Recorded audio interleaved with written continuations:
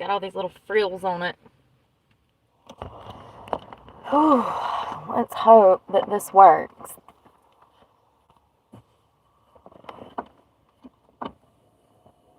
Elevator down.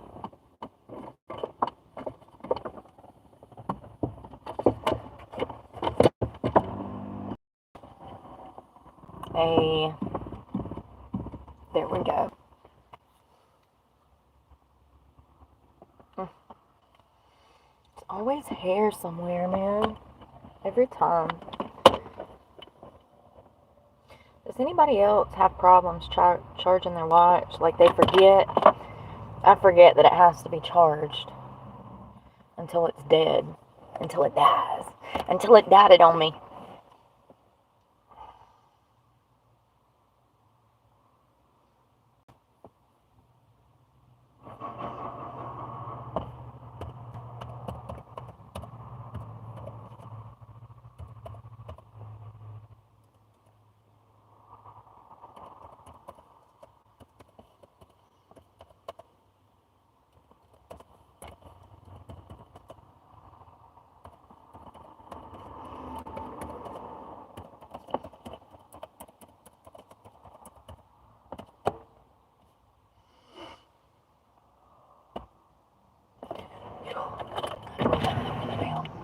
Hey, y'all. Hello, hello. Laura. Let me put this. There we go. I'm glad that you guys, Ken, Ted, I'm glad y'all commented so I can remember to turn the comment thing.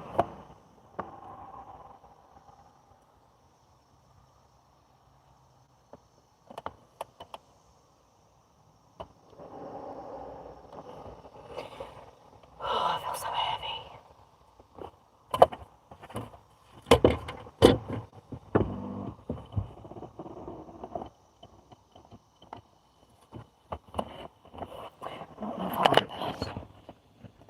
Good afternoon.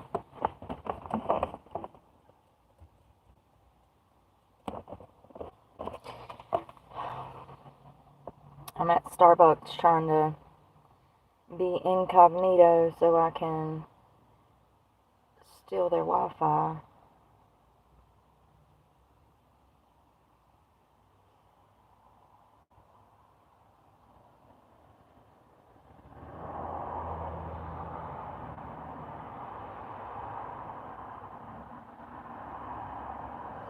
Y'all, the media is so dumb nowadays. Listen to this. I want to talk about this just to talk about how dumb the media is. So, in Crown Heights, Brooklyn, there was a 28-year-old man that tried to snatch a father's daughter, like, right out of his hands. This guy is outside of an apartment building with his young daughter. She is sitting on, like, a fence line. It's like a fence, and he has her propped up on the fence.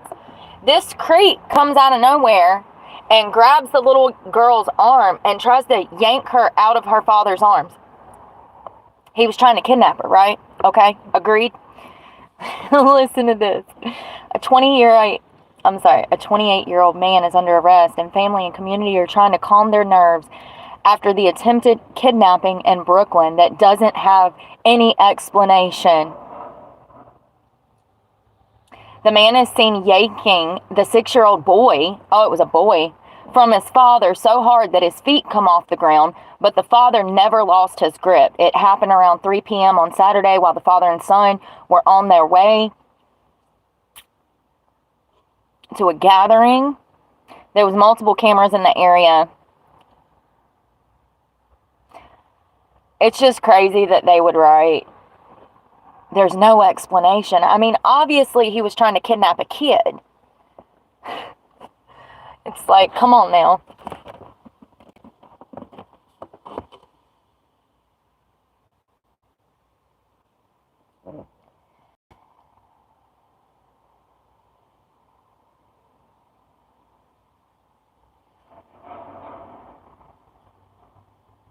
So this guy is named Stephen Stowe.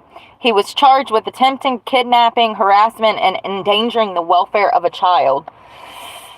Oh, he ain't getting out for a while. I don't like this Oh, there we go. Freaking angle. Yeah, we don't know what he was trying to do. Zero explanation.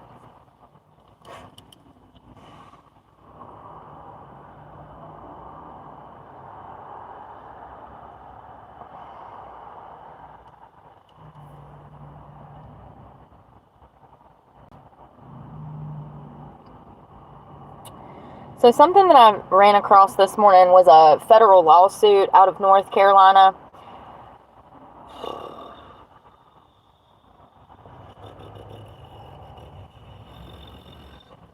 And I'm trying to figure out which. The plaintiff claims that a county in Charlotte leaves foster children in hospitals for days, even weeks, because they're unable or unwilling to find appropriate placement. Now, this is out of Raleigh. Children in a foster care federal lawsuit Tuesday against the North Carolina Department of Health and Human Services, claiming severe understaffing and failure to monitor residential facilities, which has endangered them and others in the system. Something that actually that's gotten bad inside of these facilities is R word. Young girls, even though they're not housed together, a lot of these facilities, these hospitals, these group homes, these temporary living facilities for foster children, a lot of them are co-ed in a sense, and there's a lot of SA that goes on in these facilities by older boys to younger girls. It is very common. The class action lawsuit, all of the plaintiffs are underage and foster care children represented by adults. Point to the lack of a cohesive digital case management system as one of the reasons that the system is failing. Children are being over and under prescribed medications, including psychotropics, they claim, and denied behavioral and therapeutic help because they are being moved so frequently. They're bouncing from place to place to place. They can't even get accustomed to one school or a few caseworkers or social workers that work inside the facilities because they're bouncing. The problem is further exacerbated by the lack of services, they argue, as more than 60% of counties do not have any child psychiatrist. This is another problem that North Carolina is lacking. If you go to Daymark, if you go to UNC Hospital, if you go to some of the best places in North Carolina as far as like supposed to be medical care, Cone Health, Novant, they don't have psychiatrists, which is dangerous. So dangerous. Those are the people that classify what a person has. It's just crazy. And clinical psychologists and psychiatrists are so needed right now. So this case actually has the potential to affect more than 11,000 children that are in the foster care system just in North Carolina.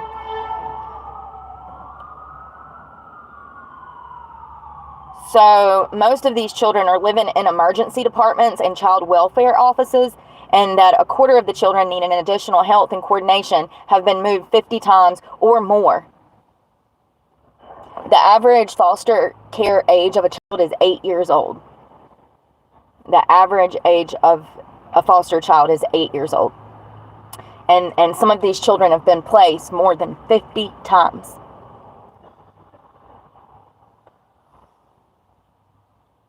So the plaintiff's lawsuit also targets Mecklenburg County in Charlotte, which is the largest city in the state. It's a crap hole. I lived in Mecklenburg for over a year and worked in it for almost 10. So Mecklenburg County has a practice of taking foster children to a hospital emergency department for mental health services and leaving them there for weeks beyond medical necessity because they cannot find them appropriate placement. So let's go dump them in a mental ward.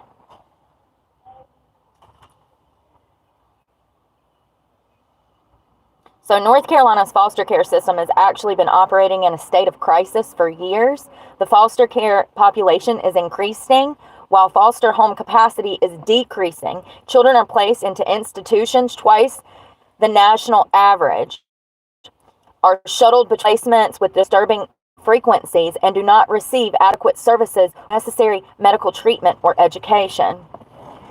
Existing policies and practices have resulted in crushing caseloads for caseworkers and children languishing in state's care and being placed in harm's way because the state isn't regulating licensed facilities, the plaintiffs argue. Sorry, I can't think. Lord, why they gotta start that? I ain't got the gas to be running, boy. There ain't no more Wi-Fi nowhere. God, I mean, I just can't never win, can I? You probably can hear me better now. Anyways. Oh, God, I am sweating, though. And I just got out the shower like 2 hours ago. So there's an 8-year-old boy we're going to call James. He's been in foster... He's 8. He's been in foster care for 4 years. He was removed from his parents who S.A.'d him, physically, emotionally abused him as well. And he suffers from severe PTSD at 8 years old. For the first 2 years after he was placed in the care of the state, Jameson did not receive mental health treatment or specialized therapy and was instead prescribed over 8 medications. And these are psychotropic. Okay, these are antipsychotic medications that some adults should never even be on, much less an 8-year-old boy. And the reason that they do that, let me tell you from personal experience, it is to control. It is to control. See, if everybody's high on mental health meds, then nobody can act up because everybody's in the corner drooling on themselves. When you are understaffed and overpopulated with juveniles, this is what they do now. I hope these kids, this 11,000 children, get justice because it's horrible. 8 years old. He needs to be getting therapy. He needs to be getting... I wanted to see what these I want to see what some psychotropic medications are. Antidepressants. God. No. Absolutely not. It messes with their development after 25. Just like hormones after 25. This stuff has a huge impact on the developmental capacity of young people. And I know this because I was on these types of medications. I think I was maybe 4, 5, 6. I don't know. I would love to have records. Stimulants such as Ritalin, Adderall, Dexedrine, benzodiazepines. Yeah, I'm sure they are, so they can knock them out. Give them damn Vistaril and everything else, huh? Depakote, lorazepam, clozapam, mood stabilizers, antipsychotics. This is not good. Bless. The department recommends Jameson visit with his parents be increased to bi-weekly visits, despite a pattern of Jameson displaying worsened sexualized behaviors after seeing them. When Jameson was moved again, he was placed back on psychotropics and wasn't able to continue with his therapist. The system still lacks a permanent plan for Jameson, and he continues to change placements, homes, bouncing from temporary home to temporary home to temporary home. 2 sisters, Megan and Chloe, also fake names, aged 7 and 5, were taken into custody based on allegations of physical, SA, and neglect. They were separated after going through 9 different homes together. Megan, who has ADHD and autism, was sent to a residential treatment facility. She was not enrolled in school and instead spent her days in the Johnson County Department of Social Services office, where she says that she was left alone with a 17-year-old boy who SA'd her. What did I tell y'all? We were just talking about this yesterday. I said it is a no-no. You do not mix older boys with younger foster children, boy or girl. When you are dealing with a system of broken children who have been assaulted, SA'd, neglected, abused themselves, specifically teenage boys, have a propensity to become offenders. And it happens quite a bit, especially in these kinds of foster homes, group homes. That was a failure on the department for even allowing this 17-year-old boy around these 2 baby girls. You would think, given their position, they would know this. The sisters are still separated. Not good. They need to be together. In foster care, no steps have been made towards reunification or adoption, despite the fact they've been in custody for over 2 years.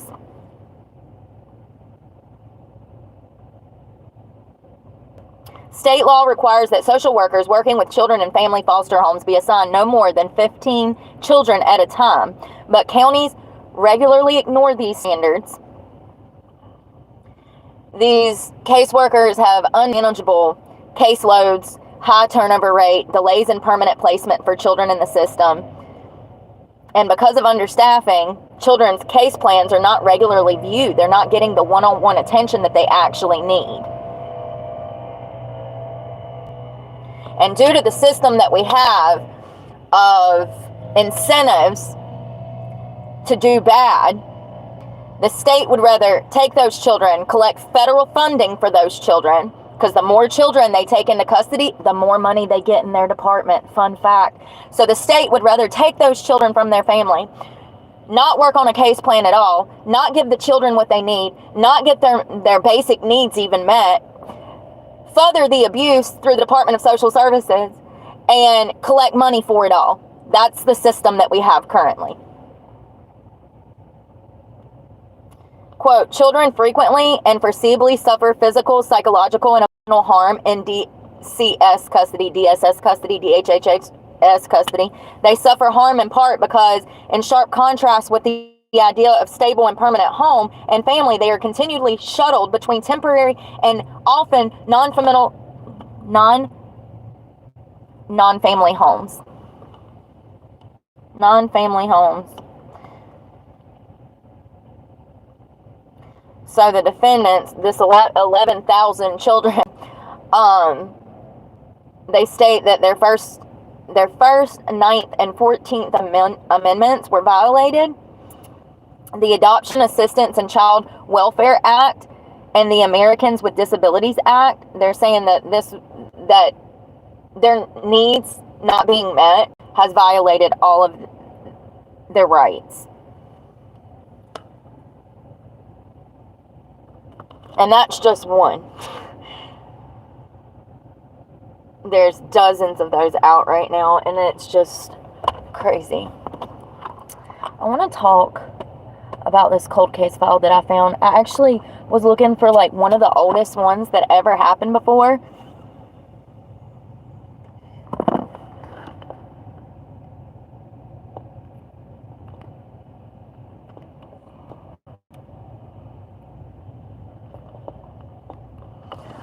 Hey, Layla. Let's see. Maria Elizabeth, and I think it's pronounced Ridulph. It's Ridulph. Ridulph. So she was actually born in March of 1950.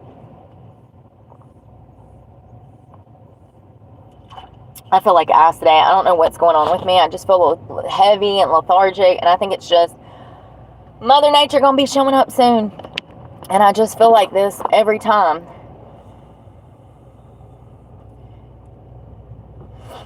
Yeah, I bounced around a lot. That's probably why, I'm not used to,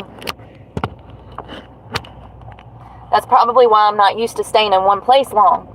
Because my whole childhood was foster home to group home to foster home to group home to foster home, back to my parents, for them to beat me and abuse me some more, back to another foster home. Oh, and I wanted to tell you guys that story that we talked about last night, that I talked about with Sally and Logan Marr, that really bothers me because I lived in a group home with these abusive ass social workers that ran the group home when I was a child. I was still in elementary school. This was in Davidson County, North Carolina. It was out in the middle of the woods, and the foster home was actually not far down the road, maybe 5 miles from the school. And it was a little it was a big elementary school, and I was the only white kid in the house, so I caught a lot of slack for that. But I remember there was a social worker that worked there that would lock me in the basement and leave me there for hours. And so when I read about Logan, You think you got it bad. You think that things hurt.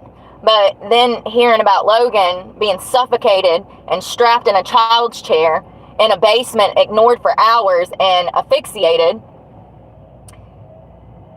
it's just unbelievable that people could even behave like that. But I've experienced people like that. I have no doubt that that woman that locked me in the basement for half the damn day, I have no doubt that if I was throwing tantrums like Logan was, which was why Sally strapped her in the chair supposedly, not an excuse, not acceptable, but if I, would have been destructive and, showing behavioral problems like that, I have no doubt that that lady would have smacked me the hell around, because it happened a lot. If it was not the girls, it was the social workers. So it's just heartbreaking.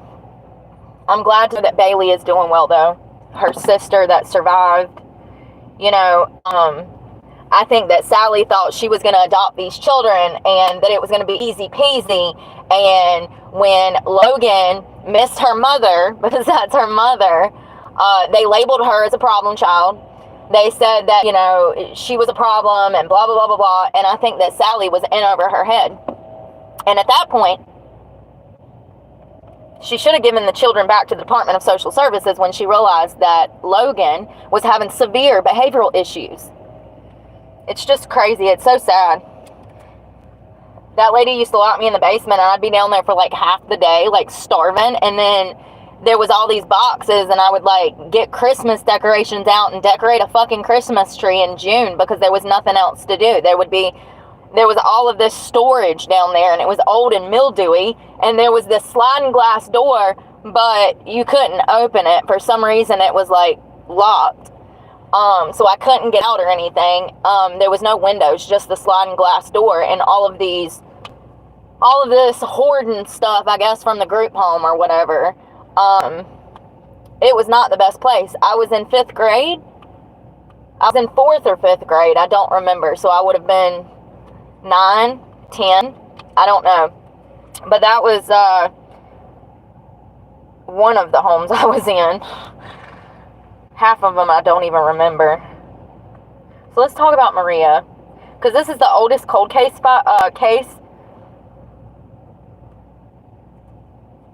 She was only 7 when she disappeared on December 3rd of 1957. And this is actually a very known case in the Chicago area. And it's one of the oldest cold case murders in the United States, presumably solved.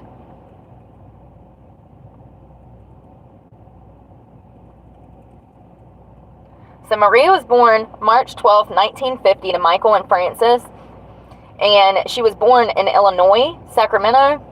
She was the youngest of 4 children and had 2 sisters and a brother, although many residents lived or worked on a farm in the surrounding area. Her father, Michael, worked at one of, I just said it, Illinois. I just said that damn word. He worked in a factory in Illinois. Her mother, Frances, was a homemaker. At the time she was abducted, she was only 7 years old. And if I'm not mistaken, she had an older sister. She was only 44 inches tall and weighed 53 pounds with brown hair and brown eyes. She was an honors student in the 2nd grade. And she received awards for perfect Sunday school attendance. So they were Lutherans, and they went to church every Sunday. Her best friend, Kathy, lived on the same street as her, and she was 8 years old. And I do believe that Kathy was with her the day. It wasn't her sister, it was Kathy. So it was the evening of December 3rd. She asked her mother to go outside and play because it had started to snow. After they finished dinner, Maria and Kathy, her best friend that lived down the street, they met up in the front yard and they were playing in the snow. Apparently, something that I found interesting when I was learning about this, there used to be this game called Duck the Cars, where you would run back and forth trying to avoid the car's headlights of oncoming cars in the street. That's literally what it says. It sounds so dangerous for children to be doing it. But listen, I get it. I think. Duck the cars. So they were playing this game where they were they were trying to avoid the headlights of oncoming cars in the street. According to Kathy, they were approached by a man whom Kathy later described to police as a guy in his early 20s, tall and slender, with light hair and a gap in his teeth, wearing a colorful sweater. He said that his name was Johnny, and he told the girls that he was 24 and not married. He asked if they liked dolls and if they wanted a piggyback ride. He gave Maria a piggyback ride. After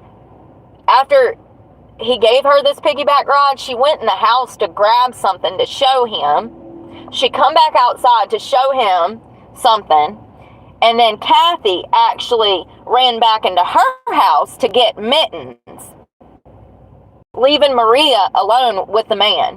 When Kathy got back outside, Maria was gone. Kathy went to Maria's parents' house and said, I can't find Maria. I don't know where she went. The parents of Maria sent the older brother to go look around the neighborhood for Maria. He couldn't find her either. He come home and said, I cannot find her. We need to call 911. And his parents called 911.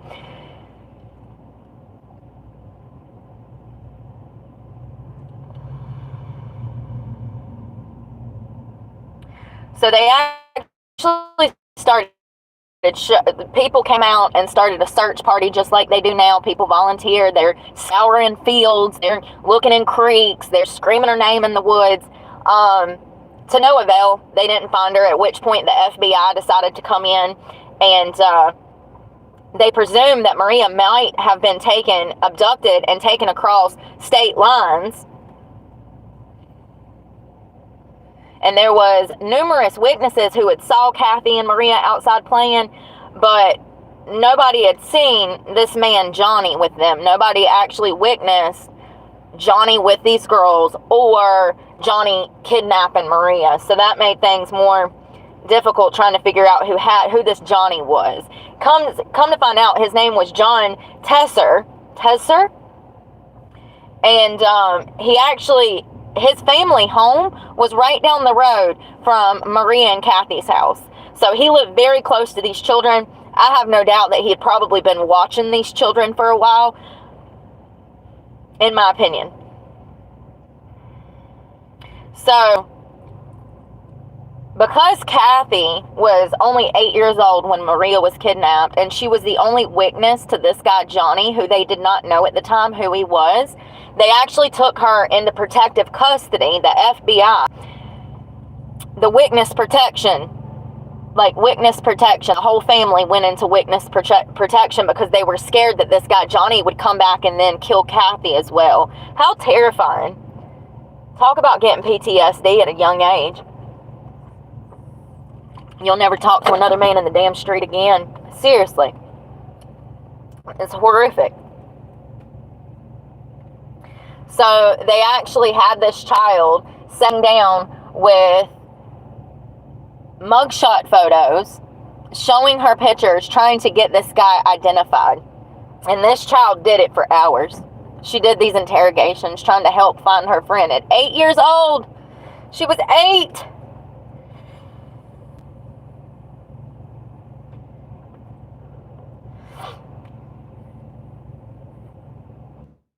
So the authorities had her look at photos of convicted felons or suspects who bore a resemblance to Johnny.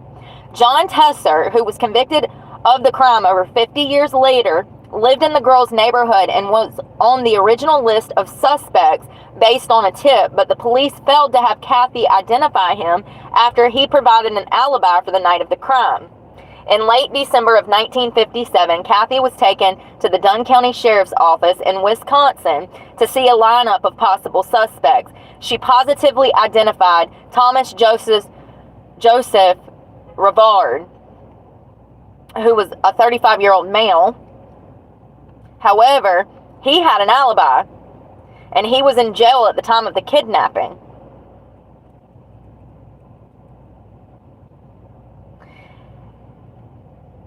the false identification looks nothing like the actual suspect. I mean, this is an 8-year-old child that they are asking a lot of, that has been through a lot. They were also 17 years in age, the two suspects, the one, the false identified and the actual kidnapper.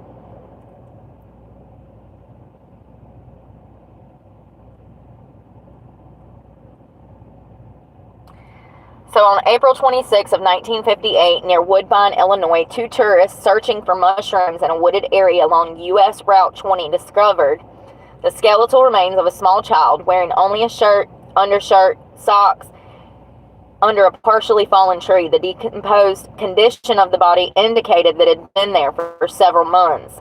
The body was identified as Maria Ridulph, based on dental records, a lock of hair, and the shirt and socks that she had been wearing when she disappeared. The rest of Maria's clothing, including her coat, slacks, shoes, undergarments, was never found. No photographs were taken of the crime scene because the coroner, James, did not want photos of the child's body leaked in newspapers. That's probably a good thing, because this case had gotten attention all over the place, to the point that the president, who was Dwight D. Eisenhower, and the FBI's director, J. Edgar Hoover, they both took an interest in the case and was talking about the case publicly.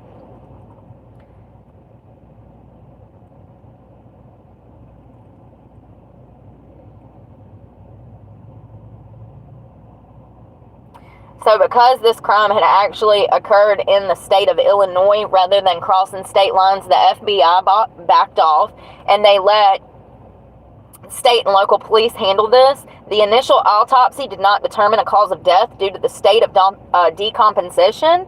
During an autopsy done 50 years later, a forensic anthropologist determined Maria had been stabbed several times in the throat. I wonder if there was nicks on the bone, if that's how they figured that out. That's usually how they figure it out. They go so deep that they actually scrape the bone in some manner. I'm just telling you, I mean, it's horrific, but that's how they can tell typically. There's nothing left but bones. So this creep John, who also went by Jack McCooligan, John Tessier, he was actually born in Ireland, and his father was killed in World War II. He joined the United States Air Force. How? Oh, his father was a British sergeant in Belfast.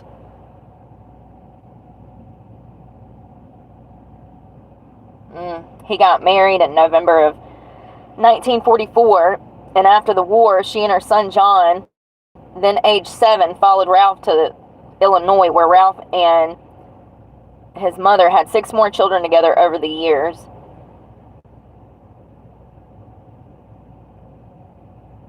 So this guy's John's house, family home with his mother and father and siblings, were right around the corner from Maria's house, less than 2 blocks away. Now, John was actually working as he was expelled from school. He was having a hard time.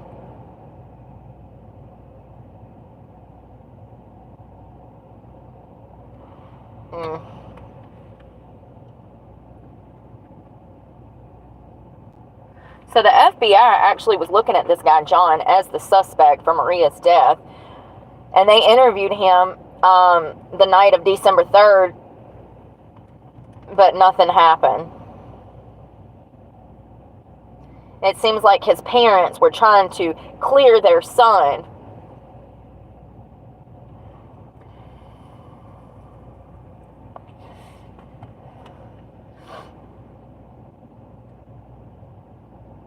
He didn't run free. He ended up dead and in jail. Good, where he belonged.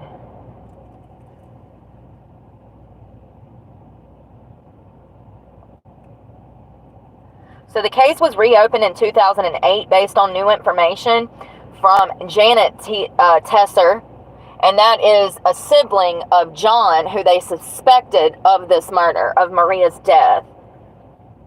According to Janet, their mother, Aline, on her deathbed in 1994, said those two little girls and the one that disappeared, John did it, you have to tell somebody. If you say something, Aline, why you wait till you're dying? Oh, your conscience, that's right. Your conscience, girl.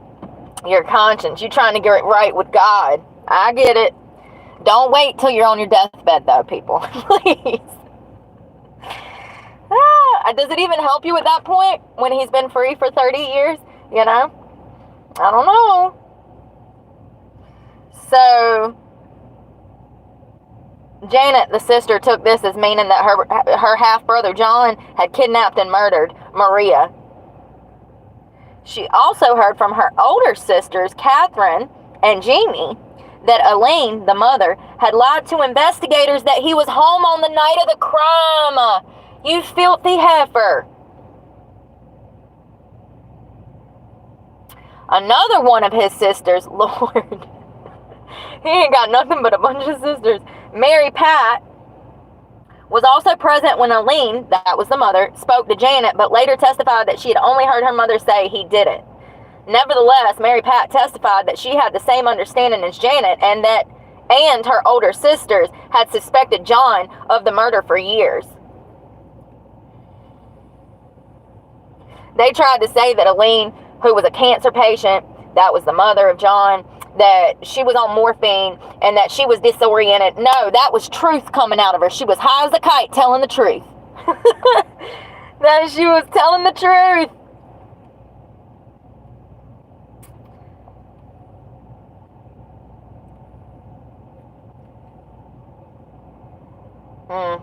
So apparently this John guy had not only threatened to kill his own sister Janet, but he had sexually molested his half-sister Janine when she was a minor.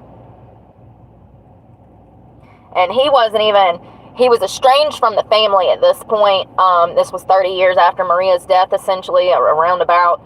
And he was estranged from the family. So at this point, the whole family's flipping on him. And he was not even able to attend his mother's funeral because of all of the hurt he had caused the family. His sisters did not want him there. They knew he was a weirdo.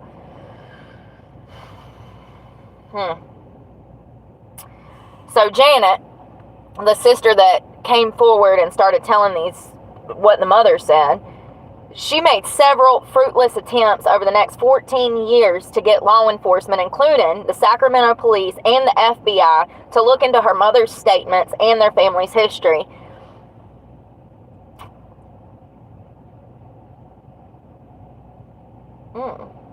In 2008, Janet mailed the Illinois State Police tip line, resulting in the State Police Cold Case Unit undertaking a lengthy investigation into John's background and alibi.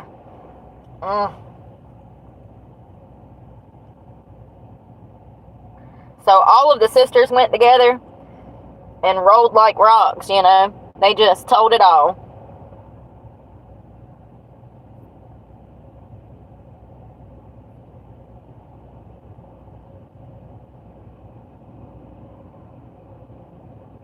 Wow, so at this point, Kathy, who was the child that was best friends with Maria, that were out in the snow playing the day that Maria was kidnapped, hoping to have Kathy review photographic lineup, police took 5 pictures from the 1957 high school yearbook from the school John went to try to see if she could figure out, find him in a yearbook. Come to find out, he was actually expelled before the yearbook was printed, so it did not help. Police obtained a photo of him from his former girlfriend, which differed from the yearbook photos.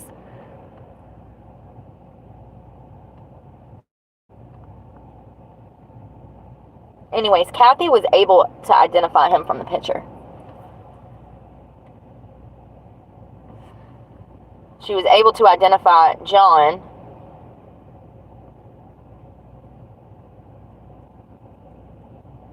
years later. In 2011, the Seattle Police Department, which had joined the task for Illinois State Police investigation, brought John in for questioning using a professional interrogator.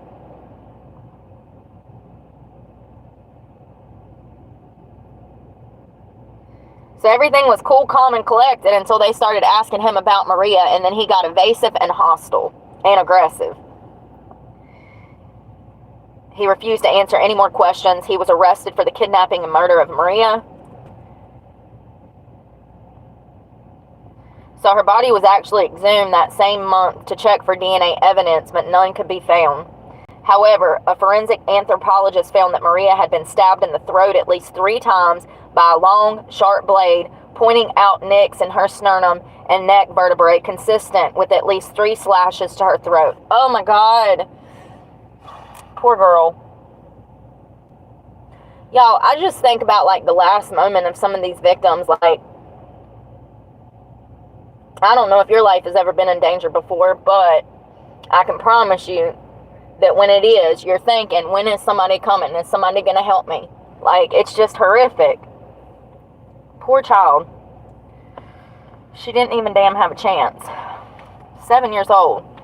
You're not even aware yet, you know? You're just starting to build your first memories, and sad.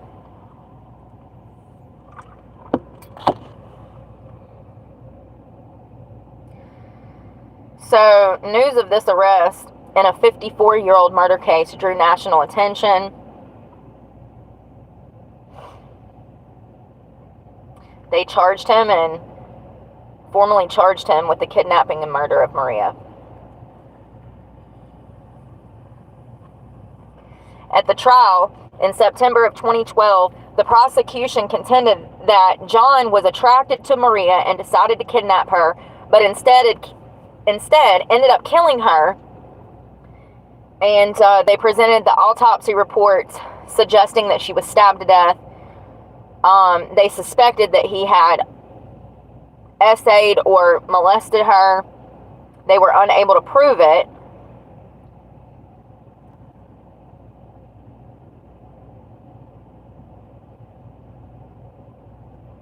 Kathy, who was only 8 years old when Maria was kidnapped and killed, she was actually able to get on the stand 54 years later and point him out to jurors and confirm that it was him that offered both of them piggyback rides and that he had said his name was Johnny. 3 inmates who were jailed with John testified that he talked about killing Maria. However, their stories were both inconsistent and failed to match evidence indicating Maria had been stabbed. One inmate said that John spoke of strangling Maria. Another said he accidentally smothered her to stop her from screaming. Inmates trying to get a deal. So on September 14th of 2012, John was convicted of the kidnapping and murder of Maria and received a life sentence with the possibility of parole after 20 years. Why? He's already had a full damn life. He was free for 54 years. I'm so sick of this shit. He was 73 years old at the time of his sentencing. Yeah, he's had a full life. Life without the chance of parole. And matter of fact, he should have got the death penalty. If anybody qualifies, it's this guy. I'll never understand it. I mean, it was in Illinois, though, so they must do things different. We got the death penalty. They don't use it. They should, though. I'm sure that would deter people from committing heinous crimes like this. Maybe. Maybe not. I don't think that they have the physical capabilities to stop themselves, but that's just my belief. I think that their brains are not wired properly, and I think that they can't help themselves, and it escalates over years, if not decades.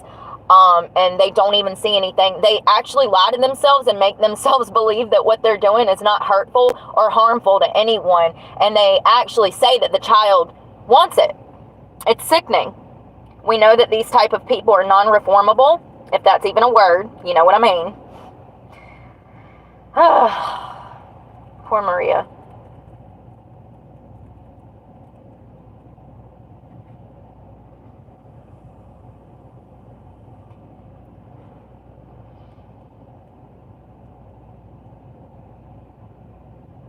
So there's actually an episode on 48 Hours that you can see on this cold case. And there's also another interactive video, or another video, oh no, it's a book, Footsteps in the Snow.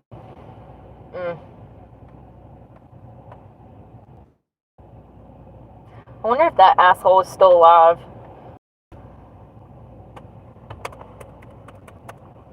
Probably not. He's been in 1944, Brooke. I mean,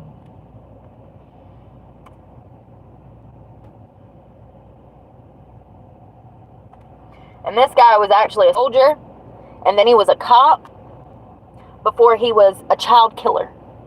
Isn't that interesting? A child killer that joins the military and then becomes an officer of the law. I forgot to mention that. This was Maria. She's so cute. She actually reminds me of my daughter a lot. She's adorable. Look at that big old cake.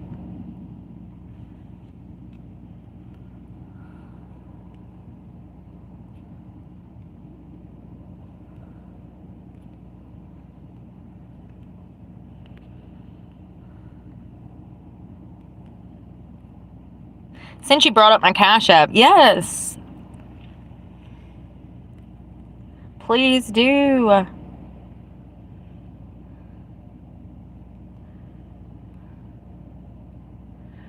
Alright. Let's just get rid of all the idiots. I'm so sorry, you guys.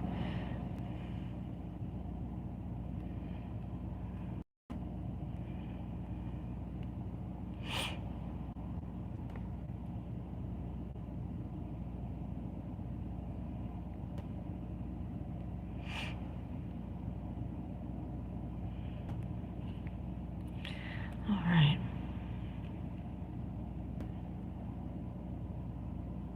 I did, Troy, but $20 only gets you a quarter of a tank. I did. I put actually every penny that I got yesterday, $42 in my gas tank, to the point I don't even have money for food because I had to look for work. So that's every single day. You know, what do? You just keep pushing on, you know, and that's all that I can do. To fill this tank up, it's about $100. Yeah. So, you know, it's a big truck. I live out of it, you know, it's my home. So what I don't pay in rent or a power bill or, you know, light bill, I'm paying in gas. So, yeah, sure did.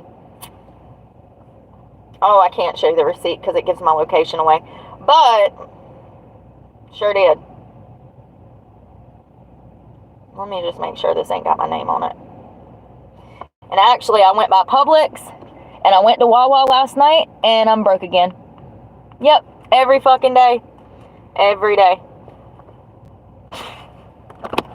I could show receipts for days, and I'll still get fucking slack, you know. People, but that's from people that don't have bills, people that live at home with mom and daddy, people that don't even drive, people that don't, you know, get out and about and have to live this way. It costs between $30 to $50 a day to live out of your car if you're looking for work and you're going to be driving all over the town. And actually, I've stayed in a 5-mile radius for the past 3 days in an attempt to save gas, and I'm still going through $25 to $30 a day just looking for work.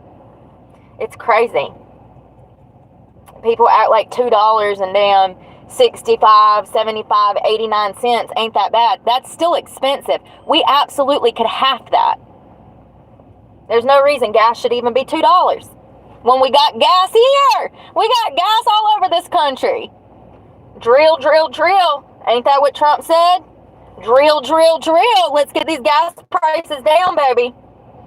We got gold, liquid gold. Oh, speaking of which, let me tell you guys something really cool that I found. Side note. Whew, let's get out. Let's stop talking about depressive stuff real quick. Let's stop talking about depressive stuff. Hold on. They found in North Carolina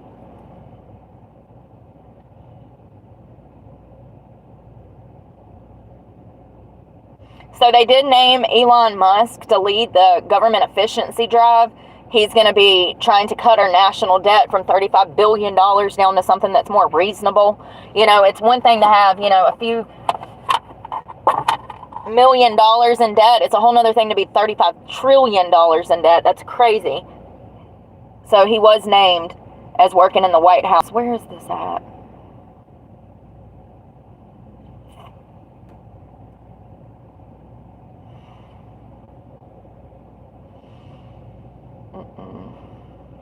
Now, let me just see if I can find it. They found this damn place.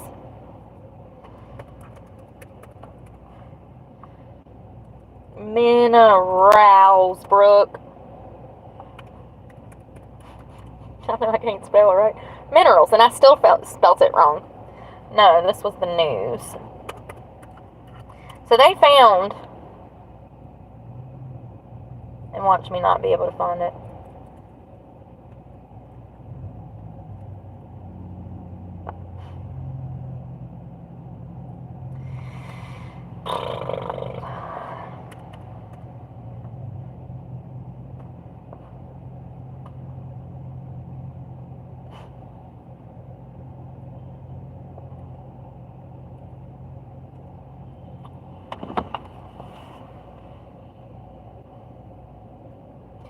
They found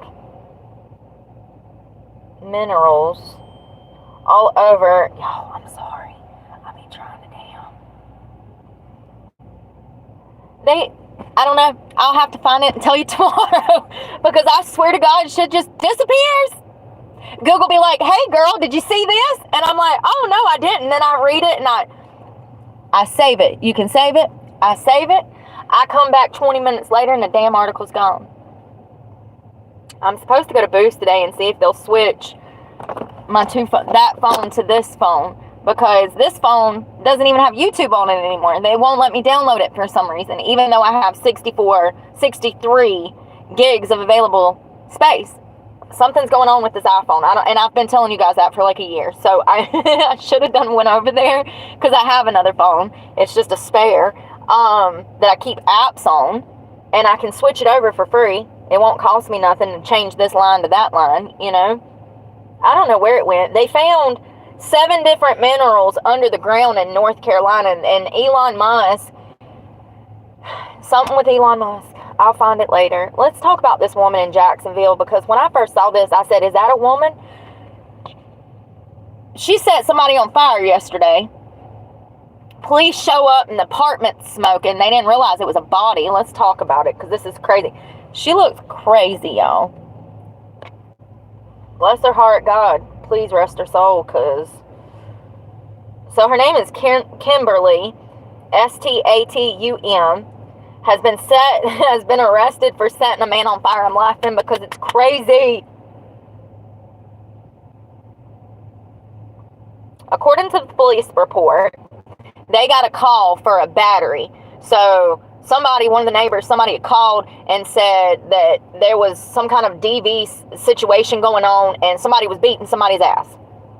The cops show up and they find Kimberly up on the roof of this house, barely clothed, half-ass naked, and there was smoke bellowing out of a window that was underneath, she's on the roof, so there's a window, and it's just smoke barreling out of there. The police try to talk to her. They're like screaming at her, and she will not respond. She's acting erratic. So the police were let in by Kimberly's grandchildren, and the grandchildren said they didn't know what the hell was going on. I mean, this just sounds chaotic. You got grandkids in the house. You're on the roof. Smoke bellowing out of the house.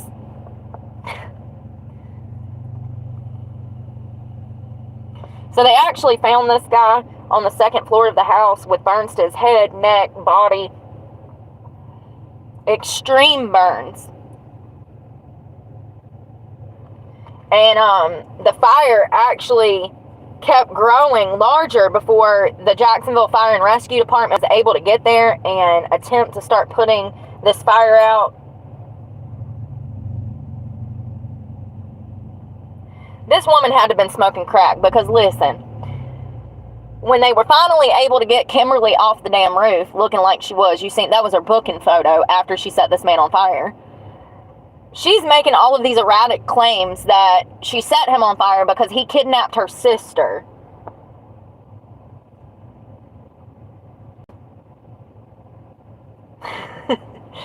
And they're not quite sure how she got off the roof. I didn't read this when I initially skimmed it. They're not sure if she jumped from the roof or if she fell off the roof, but somehow she went from the roof to the ground. She tried to run from the police. The police officer was able to restrain her.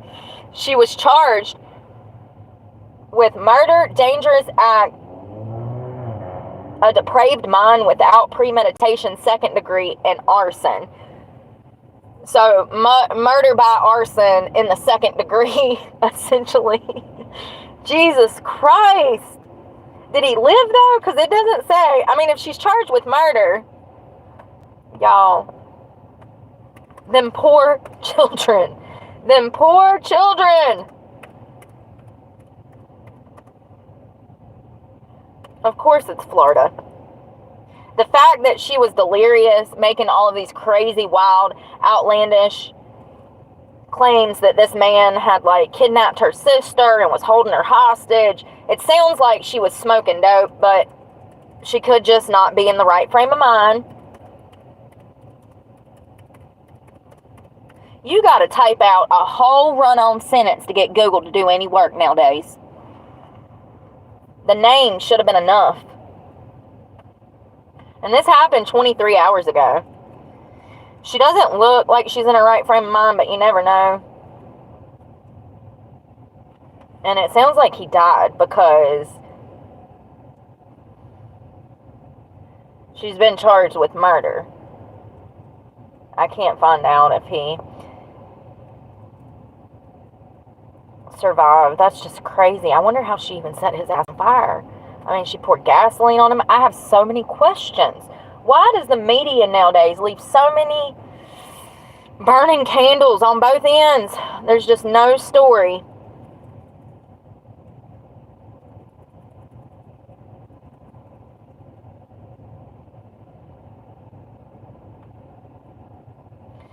So, I ran across this other cold case file out of Sacramento, California, from the 1980s. It's really sad. I thought I was looking for a case that I saw on cold forensic files, like 10 years ago when I was doing dope. I used to love forensic files when I was on heroin. I don't know what it was. I think it took me back to my childhood. I felt like I was at Mama's house because Mama and Papa used to watch forensic files in the 80s and early 90s. So there was something about me being on heroin. I would always do my drugs and then turn on an episode of Forensic Files to pass out to, because God knows after doing heroin, you're not watching it. But I remember this case of this woman that was murdered in front of her child. The baby was not injured. The baby was actually left in a playpen. And I was looking for that case and I can't find it. And I remember the mother actually wrote in her own blood on one of the toe kicks of the wall. I don't know what that, yeah, toe kicks of the wall. She actually wrote like her attacker's initials. Well, I couldn't find that case. I'll find that soon. But this led me to this. And this is through the Sacramento Bee. There was a woman that was almost killed identically. Helen Terry lived a gentle and kind life. She served her country in the military, worked hard after leaving the service to raise her young baby. And she was killed brutally on August 28th of 1980. She desperately fought her assailant at her apartment in Sacramento's Valley, High North Laguna neighborhood. And the police theorized that she fought like hell due to her injuries in the state of the crime scene. They said that she was fighting, okay? Good for her. Furniture was overturned. Blood splatter was all over the walls, all over the floor. And her baby watched as his mother suffered 13 stab wounds during the assault. A suspect, whoever killed her, had scrawled a racial slur over the bathroom door in the vanity mirror. So Terry was black. I feel so bad for her family, y'all. Her family has fought and fought and fought. This is her family. Whew, it breaks my heart. This woman was ex-military out here raising her child. Her whole family for years have been fighting to get justice for her and for their grandchild.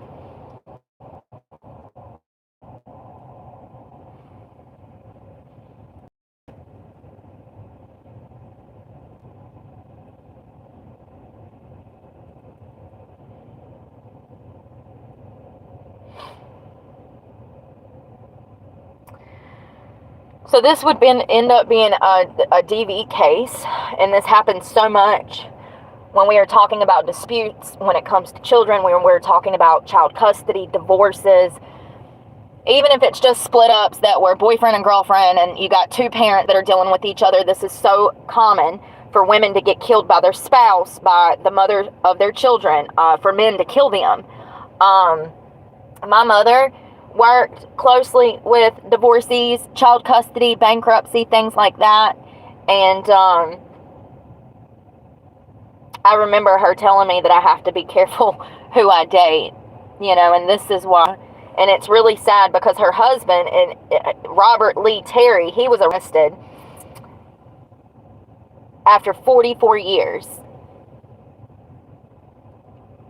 44 years they fought to get justice. Hold on one second. And it's Helen. I keep calling her Terry because that's her last name and that's what they have printed. But her husband's last name is Terry, so it's Robert and Helen. And the mother of Helen said that they wanted him to suffer in prison like the family had suffered for the past 44 years, wondering who had done this to her while they raised her daughter. Robert Terry is now 81 years old. He appeared hunched over in a wheelchair. He pled not guilty on a murder charge. And he did not speak in court unless he was spoken to.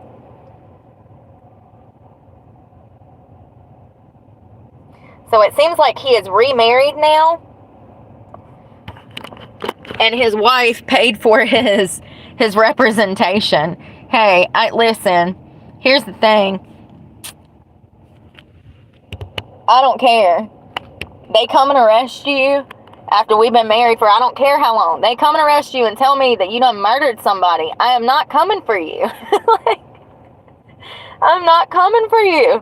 I'm filing for an annulment or a damn divorce. You receiving divorce papers. And I'm sure he told that new wife that his old wife was brutally murdered, and it was so heartbreaking. Ask me how I know. It's so heartbreaking. I don't know who done it. She done it to herself. I don't know, man. So, Helen Terry's family said that she was married to Robert Terry and had one child with him. And the child is actually out of town, but was elated to hear the news of the arrest. So it seems like this child knew that his father, its father, I don't know if it's a boy or girl, was a murderer.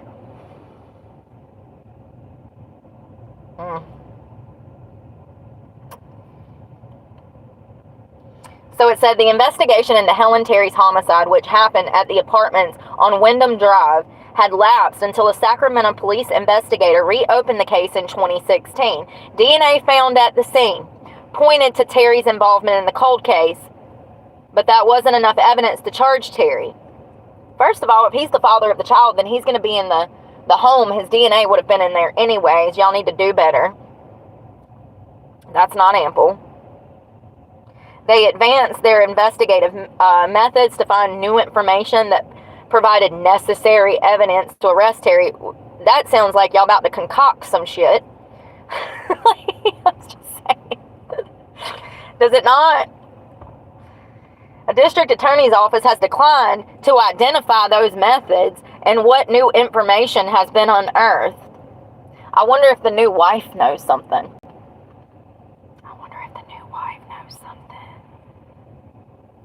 So, Helen's family actually had suspicions of this guy, Robert, of his involvement with her murder. And they were not surprised when he was arrested.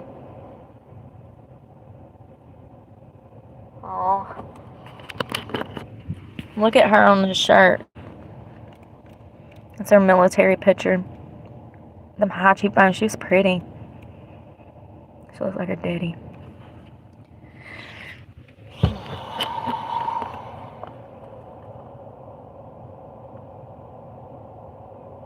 Oh, that's her brother, John Mays. Let's see if they got an update, y'all. Because now I'm hanging. I thought this had a conclusion. It's hanging in there.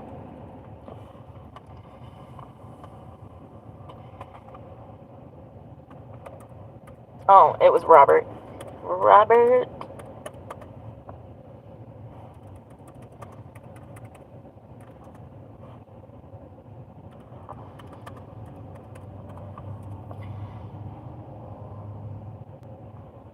No, so he was just arrested in October 2nd.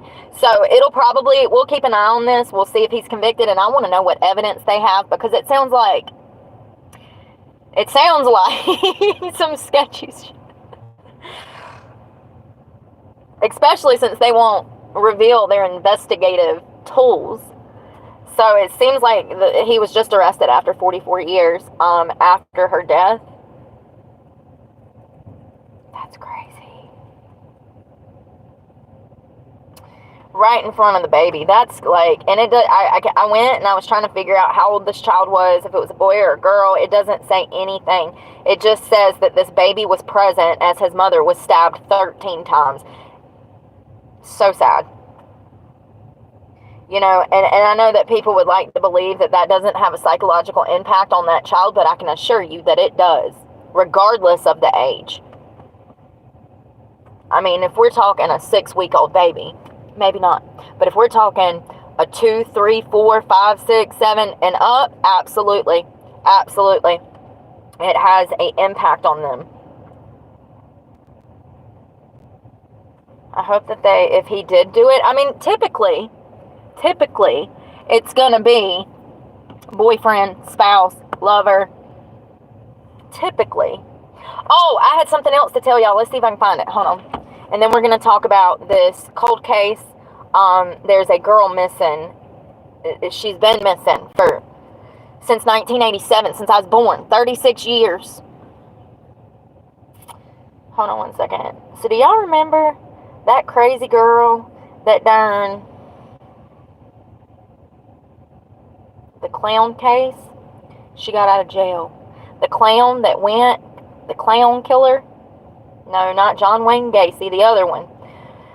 This is a Florida conviction, and it says, Florida's convicted killer clown released from prison for the murder of her husband's then wife. So let me set the scene.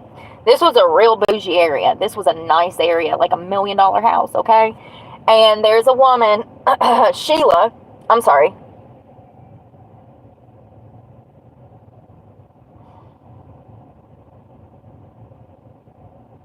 I'm trying to figure out the name. So it says a woman who pled guilty to dressing as a clown in the 1990 murder later married the husband of the victim that was shot and killed. This is crazy. So there was rumors all over this little Florida town. Let me find the names. Sheila Warren, who is now 61, was released 18 months after she pled guilty to second-degree murder for the shooting of Marlene Warren. Now, the reason their last names is Warren, because Marlene was married to... Of course, it don't have his damn name. Marlene was married to some guy... I can't find his damn name. She was married to this guy. We'll call him Doug for now. Marlene Warren and Doug Warren were together. But there was rumors that Sheila, with the not-so-nice hair, had rolled up in there and was having an affair with Greg Warren. Sheila decided to go to a costume store and purchase a clown outfit. Greeters that'll come and they'll drop off balloons or bring you flowers, or, you know, they'll be like, it'll be like a singing greeting. They'll show up, they'll sing at your front door and hand you some flowers. This used to be really popular back in the day. They did them for birthday parties. They did them for get well soon if you had a broken leg. So Sheila goes to the store, buys a clown outfit. She also purchases some balloons that she's going to hand this lady, Marlene. And she shows up. She drives down the driveway real slow. She gets out of her car in her clown outfit. She walks up to Marlene's door. She knocks. As it just so happens, Marlene's son was in the house as this killer clown rolls up. Marlene answers the door, and Marlene said, "Oh, how nice." At which time Sheila fired the gun right at her head, killing her. She drops in front of her son. Her son runs to call 911, a child. Police get there, and Marlene was dead on the scene. So this Sheila has claimed for years that she had nothing to do with this, that this was not her. Listen, girl. Sheila, who has maintained her innocence even after a plea deal, was sentenced to 12 years in prison. But she has been in custody for 7 years since her arrest in 2017. They didn't arrest her till 2017. This happened 1990. So it took them that long to just be able to arrest this lady. That's her. That's the picture of her getting out of prison. So it says, but she has been in custody for 7 years since her arrest in 2017. The Florida's law in 1990 allowed significant credit for good behavior. It had been expected that she would be released in about 2 years.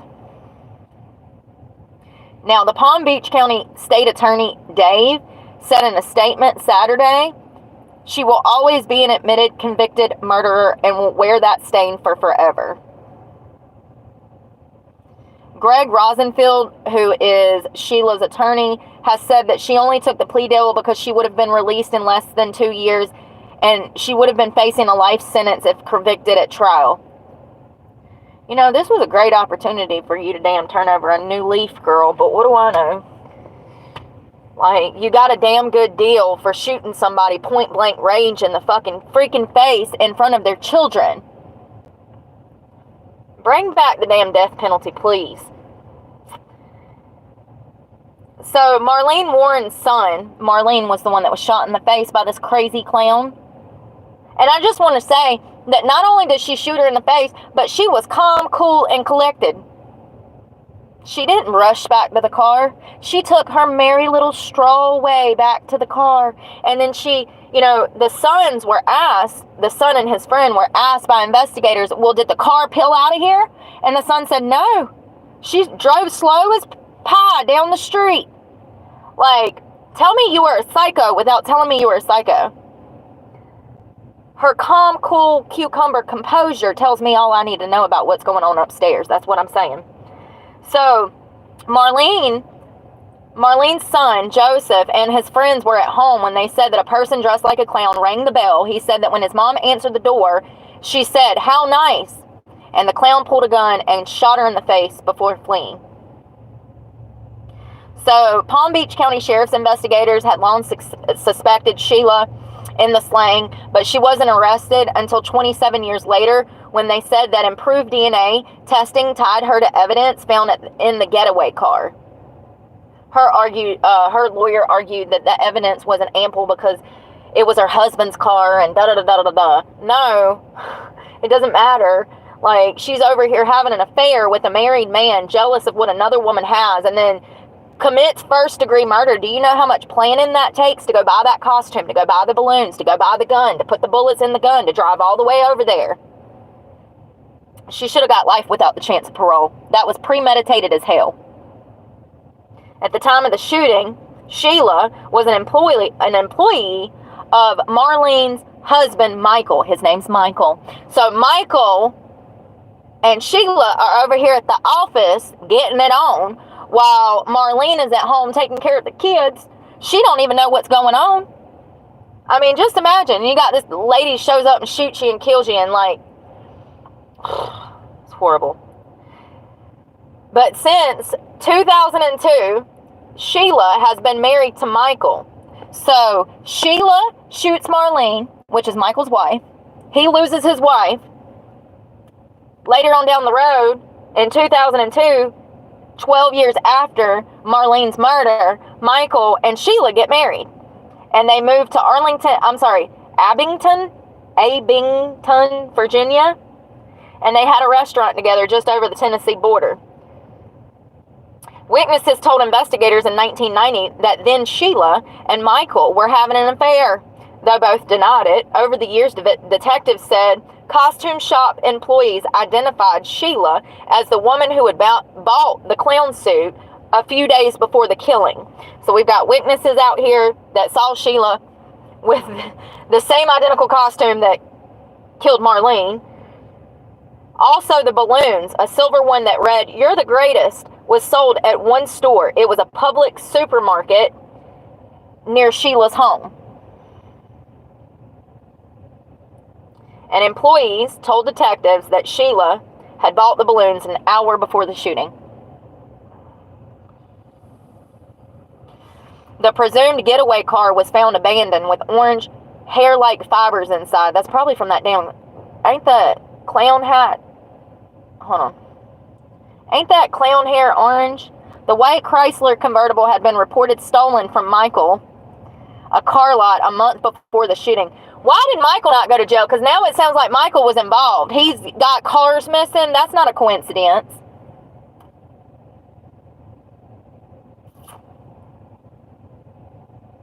Ooh, Marlene was on to him.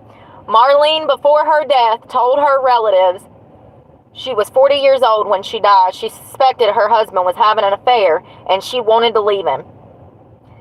We need to be looking at Michael. Why is Michael not in jail? Because this sounds like a plot to me, honey. See, it's cheaper to kill her than divorce her, because she's going to take half. Oh my God, I didn't know this. The car lot that he owned and all of their properties were in her name. And she feared what might happen if she decided to leave him. She told her mother, "If anything ever happens to me, Mike done it. He has never been charged and has denied involvement." Bullshit. Alright. One DNA sample somehow showed both male and female genes. And the other could have come from 1 out of every 20 women. And even if that hair did come from Sheila, it could have been deposited before the car was reported stolen. Because remember, she worked for Michael, so she would have been driving this car.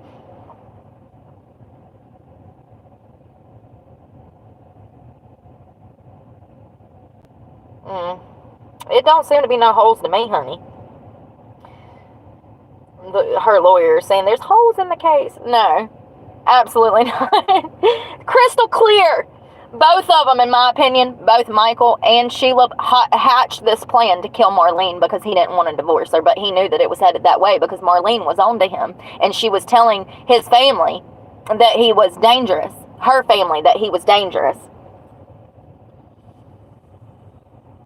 So Michael Warren was actually convicted in '94 of grand theft, racketeering, and odometer tampering. That's the car's... Y'all know what I'm talking about. This bitch free now. She free bird. She is. She's a free bird, let me tell you. Her name is Sheila Keene. And she is a free bird. She just got out of jail.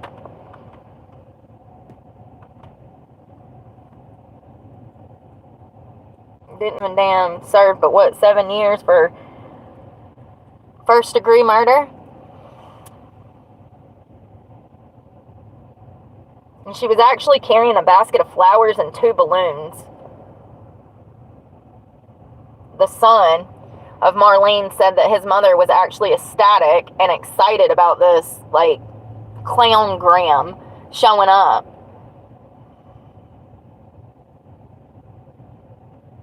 I was trying to find a picture.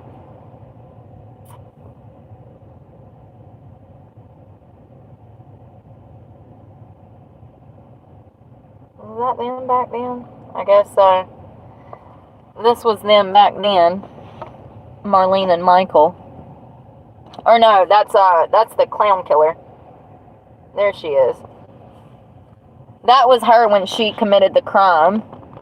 And this is her now, getting out of prison.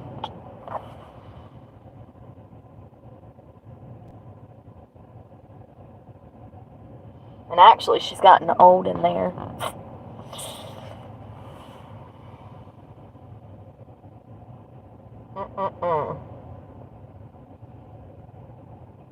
Oh, but they're just friends. They're not doing it all over each other in the office. They're not doing it. Y'all, let me tell you something. Us women, we got intuition. Y'all can keep lying all you want, but it is very clear to us when we know, honey. And Marlene knew, and she was trying to do something about it. Bless it, Lord. So, November 8th, which was just like a few days ago, the Texas Department of Public Safety actually increased reward money for a cold case from 1987, a missing juvenile. And her name was Veronica Taylor. And I just want to show this because this poor child has been missing. And actually, y'all, they did find her. Damn it. They're trying to... This is a death investigation. Hold on. Let me just... Austin. Yes, this is a death investigation. Oh my God, y'all. I'm gonna cry.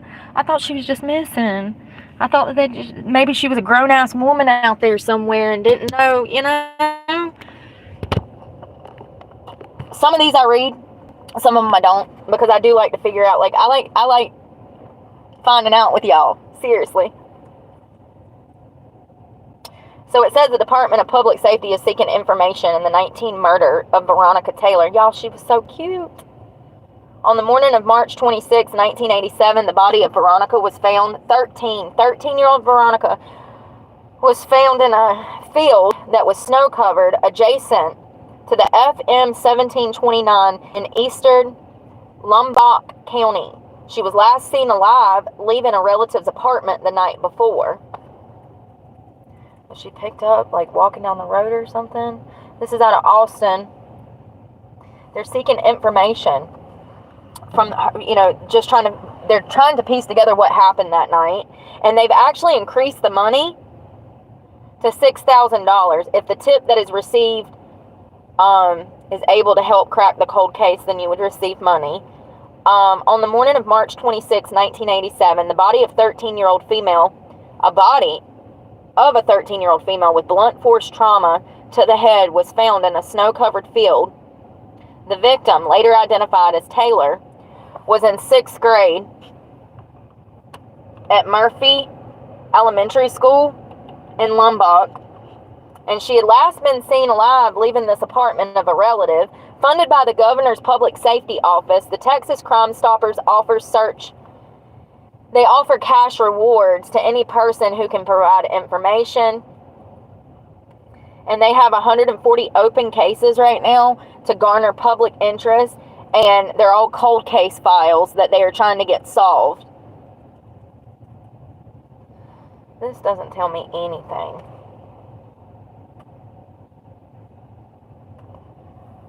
Veronica Taylor, 1987, killed Texas.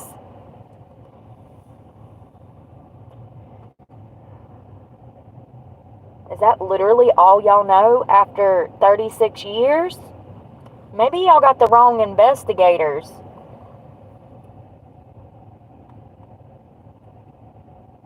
It was nearly 40 years ago.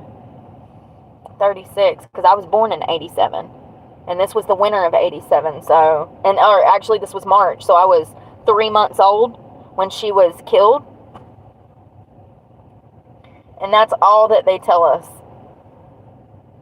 That's it. Poor baby girl.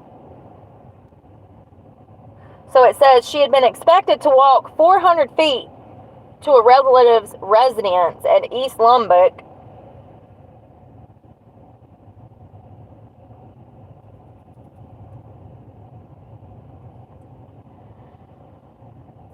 Baby girl. I hope they get that asshole. And also, when I see, like, those cases out west, I always wonder if it's, like, that guy that was hopping trains killing people, or the truck driver that was killing people, or, you know, that's that area that the route goes up and around through California. It was actually really popular back in the day.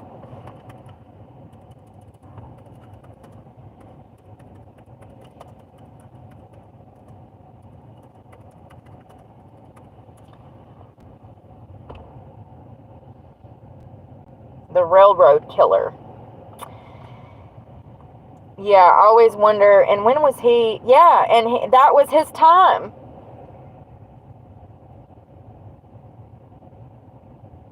Well, it says the 90s, but what if he was born in 1959. He died in 2006. His name was Angel Monturio, Resendez, and he's known as the Railroad Killer. He was a Mexican serial killer suspected of 23 murders across the United States and Mexico during the 90s, some of which involved SA, and he became known as the Railroad Killer. His crimes were committed near railroads where he had jumped off trains, which he was using to travel around the United States. On June 21st of 99, he briefly became the 457th fugitive listed by the FBI on its 10 most wanted fugitive list before he surrendered to the Texas authorities July 13th of 99. He was convicted of capital murder in Texas and executed by lethal injection in 2006. And 99, if he was convicted or he surrendered then, so he would have been convicted in maybe 2 to 3 years. We could have executed him before 2006. That's all I'm saying. By illegally jumping on and off trains within and across Mexico, Canada, and the United States, there's no telling how many people he killed. All them damn countries? I thought it was just the Southwest that he did. I did not realize that it was Canada. He was able to evade authorities for a considerable time. He used many aliases, fake names. And the United States government records show that he had been deported to Mexico at least 4 times since first entering the U.S. in 1973. So I guess we have had illegals come here and killing people for a while. Just not in numbers like we have currently, you know. So it says he killed 15 people with rocks, a pickaxe, and other blunt objects, mainly in their homes.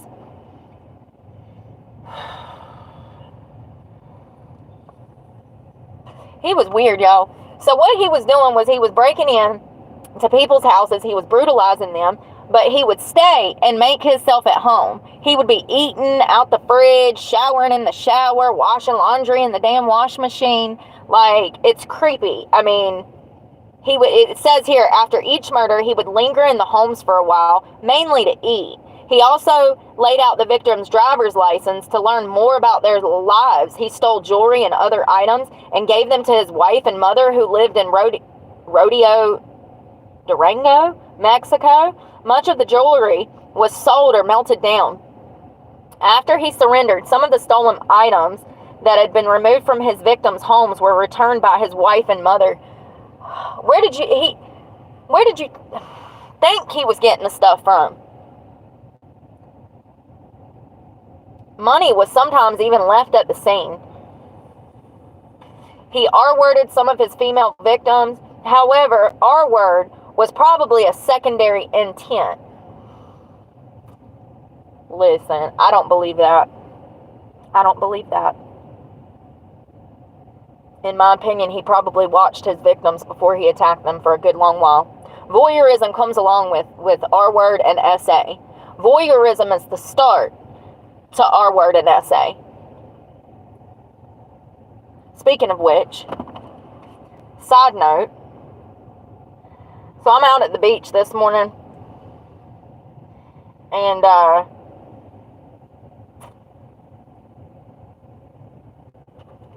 look at this. First of all, I'm on the beach by myself. I'm a girl. There is nobody else out there. It is early morning, and this guy pulls right up in front of me, despite the fact that there's nobody beside me, open beach. Nobody on the other side of me, open beach. But he had to pull up right in front of me to see through my front windshield because all of my other windows are blacked out. I had my window covers up, but I'd woken up at like 5, and when the sun started coming up at like 6, I took my front window cover down so that I could look out the front window, because as you can see, it's ocean view right there. Boom, the ocean, boats going by, big old tankers. So I'm like, that's where I slept. I took my front window cover down. I'm laying in the bed for like, I don't know, 5-15 minutes. And I just happen to need to reach up for my charger. And I see this fucking guy right there looking through my car.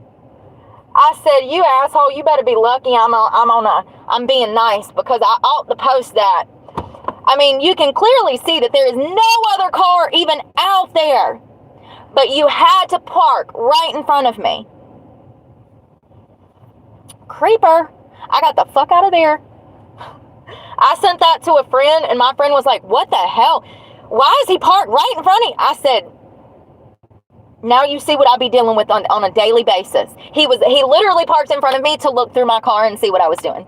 To creep. Voyeurism. That's what voyeurism is. So, he's stealing jewelry. He's R-wording his victims.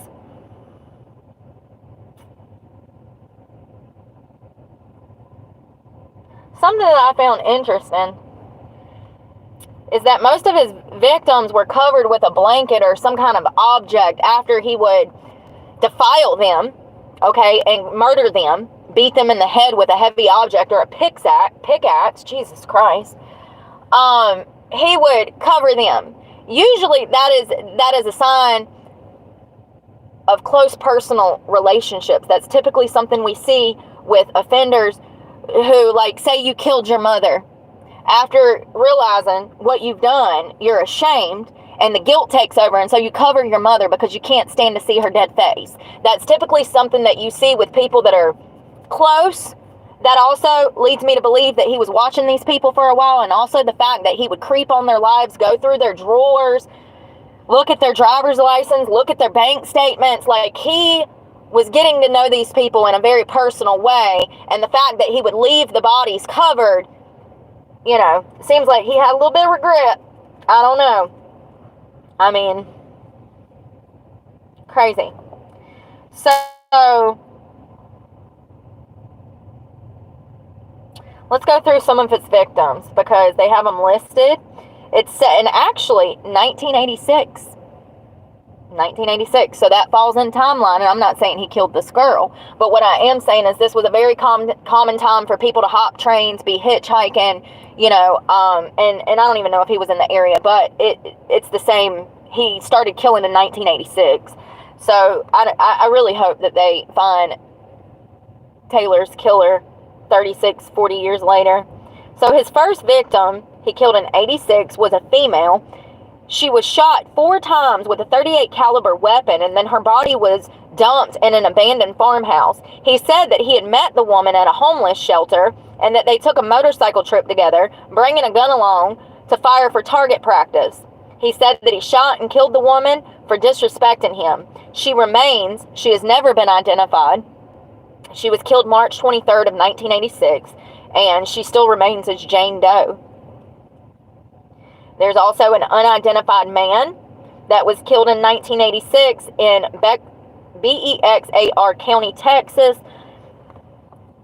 And this man was supposedly the boyfriend of the first victim He said that he shot and killed him and dumped his body in a creek somewhere between San Antonio and Uvalde. This guy is crazy. This guy is crazy. He said that he killed this guy because the guy was into black magic. He would later go on to admit to both of these murders in 2001. I gotta stop running gas. So in 2001, he sat down with investigators, hoping to extend his execution. He was looking for more time to live. How about no? And he admitted that he killed this man and her boyfriend. Michael White, July 19th of 1990, San Antonio, Texas. He was bludgeoned to death with a brick. His body was found in the front yard of an abandoned house. He also confessed to this murder in 2001.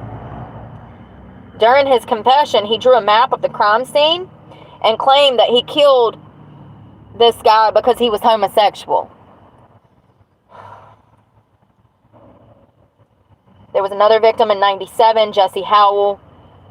He was also bludgeoned to death with a rail car air brake hose coupling.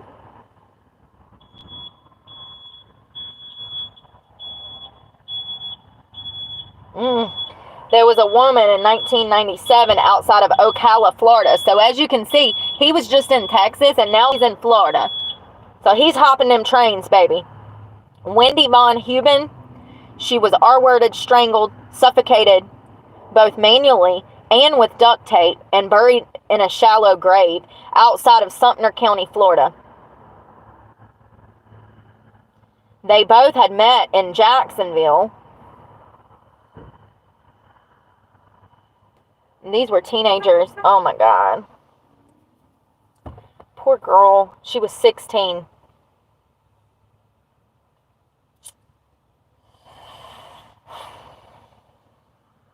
Robert Castro, 54, July 5th of 97. He was a drifter and he was beaten to death with a piece of wood in a rail yard. And these are just men and women. This guy was a serial killer. Another woman, Leffie Mason, beaten to death with an antique fire iron after entering her house, after he entered her house through a broken window. Or it just says through a window, sorry. Fannie Whitney Byers, bludgeoned to death with a tire rim in her home. He also admitted to killing her. I mean, and then the list goes on, you guys. He had 23 victims, or no, was it 15? 16. Oh my God, he broke into a house with a daughter and a... Oh my God, no.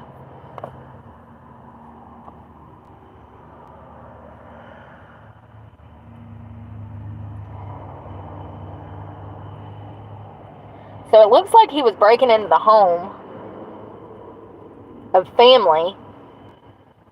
And he would kill the whole... He started escalating at the end in 99. He would break into homes where there were multiple people and he would kill the whole family.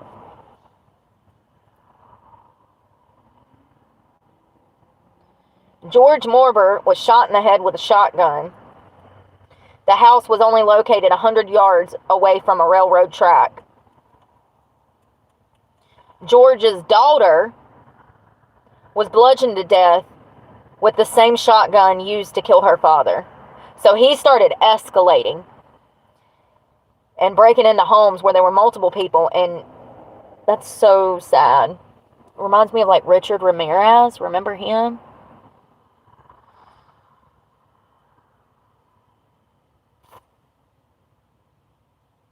And once again, he had already been deported, and he was up for deportation again in 99.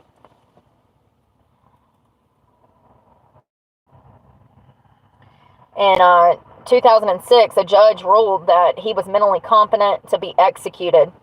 Good.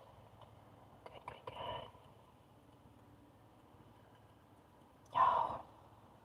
Yeah, he was just hopping trains and showing up wherever he wanted and taking what he wanted and killing everybody in the damn path of him. I mean, it's horrifying. He looks Actually, he looks normal. Knowing what he did, of course I'm going to say he looks evil with that mustache and eyes. I'm sorry, you guys.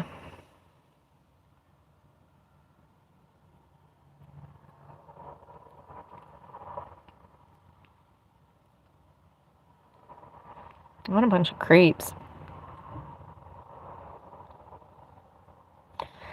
Hello, Mark. Thank you.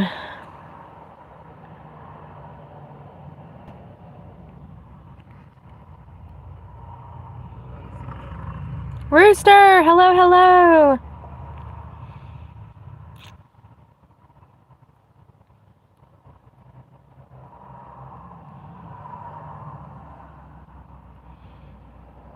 Thank you, Nick Vineyard. Hello, Troy Benz. I bought an 18-pack of things and it was over $5. I believe it. I bought some. Let me show you. Let's see. Where did the phone go? What is wrong with me? When I went into Publix last night, I bought.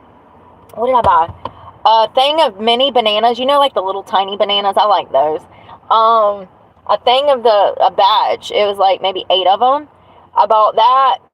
A quarter pound of shrimp, which was like $3-4. What else? Oh, a fruit cup for $2.99. What else was it? A lemon and a lime and an avocado, and that was over $15 for a lemon, a lime, an avocado, a batch of bananas, a quarter pound of shrimp. That was over $15. Oh, and the fruit cup. So 6 items over $15. I mean, I guess that ain't bad when I say it. But like, when you think about that, that wouldn't even fill you up for an entire day. It sounds more expensive. $15 should be able to feed me. You know what I mean? But it doesn't nowadays. I mean, it's just crazy. And like, I do feel like if I had a refrigerator that it would make things easy. But also, I don't want a refrigerator because I'm able to live without a refrigerator, you know? I don't need a refrigerator. I don't need anything like that. What I have going on right now is actually, I was thinking about that this morning. I was like, I actually like what I'm doing right now. If I can, you know, focus for the next few weeks, things might actually get better. They might actually get better. I just know that when I get paid, my check is gone. I got truck payment. Like, I don't know what I'm going to do with my insurance. So it's just trying to stay focused and positive, knowing that shit's burning all around me. Watching my life burn to the ground.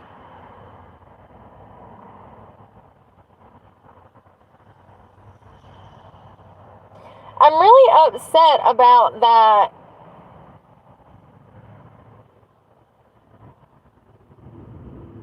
mineral thing. Is this it?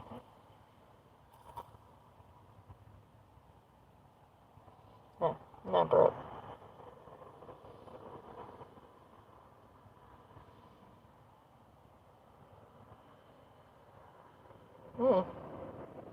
I don't know when I find this, but come on, work for me.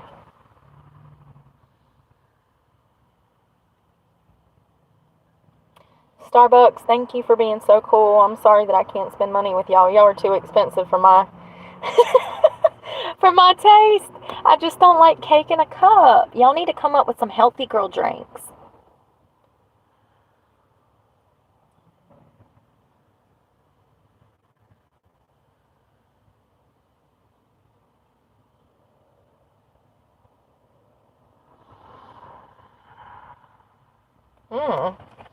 That's why I saved that. I'm like, why did I save that? I'm reading through this article and I'm like, this ain't even something that I should have saved. And then I get halfway through it and I'm like, okay, that's why I saved that.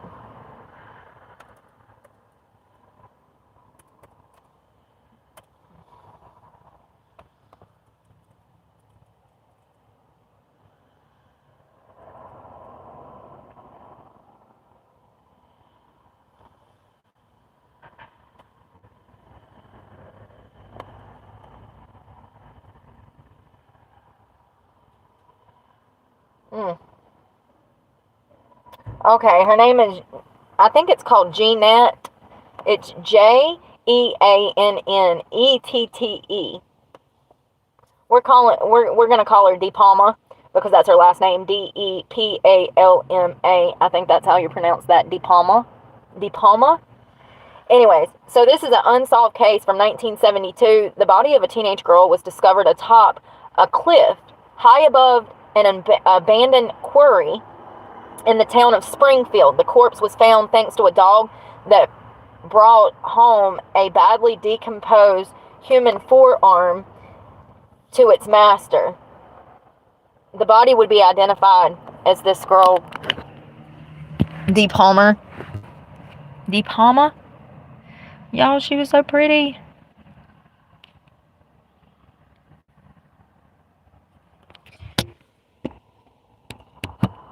I wish that I could read that. Hold on. Let's see if I can read it. A Springfield teenager devoted to evangelism may have been murdered 2 months ago in a sacrificial rite of black magic. It was learned yesterday.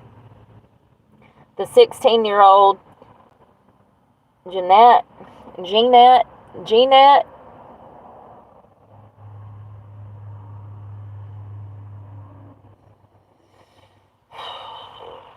So the county authorities informed sources that there was evidence to indicate an involvement with Satan worshipers in this case. Lord. I'm trying to read the article, y'all. I want to read the original article. Ooh. According to one source who witnessed the discovered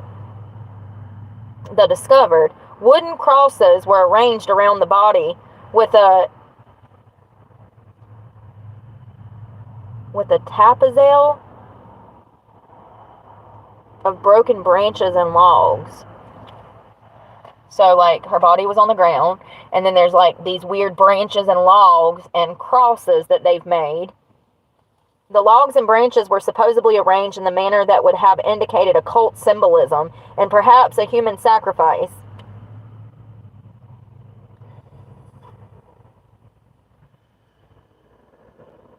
Oh my God, this girl was out here in the community helping drug addicts, y'all, in 1972. Through the church. Reverend Tate, a pastor at the Assemblies of God the church,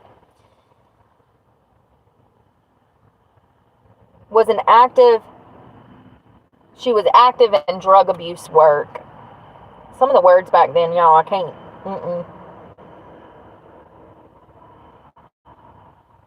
Hold on. So Reverend Tate said that he was sure that she was not involved in drug use, but I know that many of the other young people in this area are involved. These kids tell us that when they are on drugs, they are all in control of Satan. They do things they don't want to do. They say things they don't want to say because the power of evil. Whew.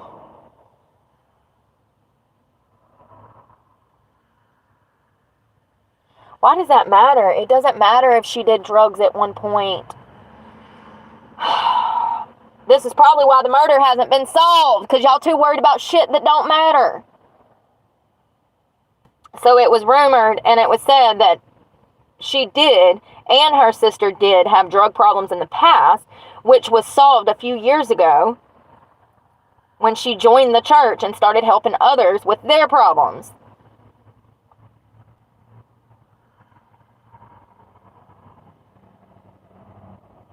All right, let's read the other stuff.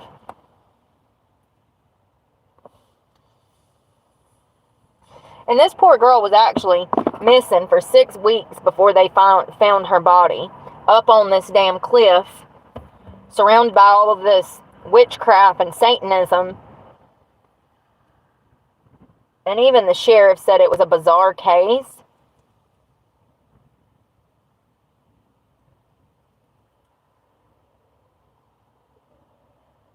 God, I feel so bad for the family.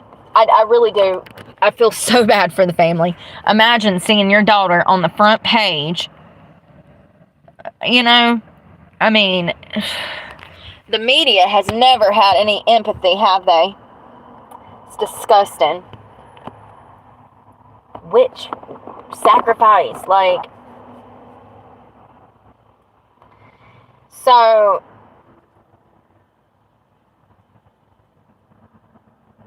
the facts are, what is clear is that she had been hitchhiking in Springfield Township one afternoon, August of 1972. She vanished and was later found dead in the woods surrounding the quarry after a dog had found her arm and brought it back to an apartment complex.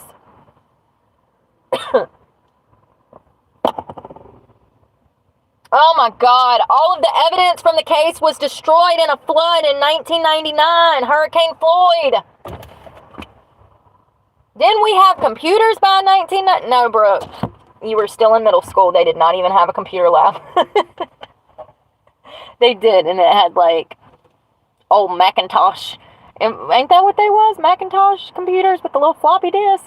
We played the Oregon Trail on them. That was it. Oh, and where in the world was Carmen Sandiego? And we had to take turns, and we had time limits because there wasn't but a few of them. So she was hitchhiking.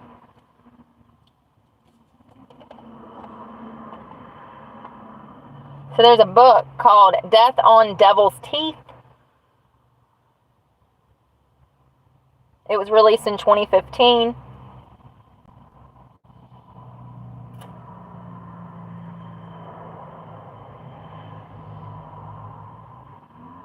Her crime scene photos were just released. It says the UCPO finally released the bulk of DePalma's case file to a different department in February of 21, including crime scene photos that have been previously described by some New Jersey police officials as missing. So it sounds like they found some of her case files. They transferred them to a different department, and these people have been working on this cold case file.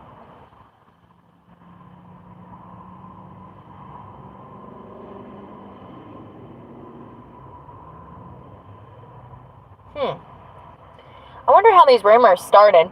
So from what the new detectives have been able to piece together is that pretty much everything that was printed about her death was a lie.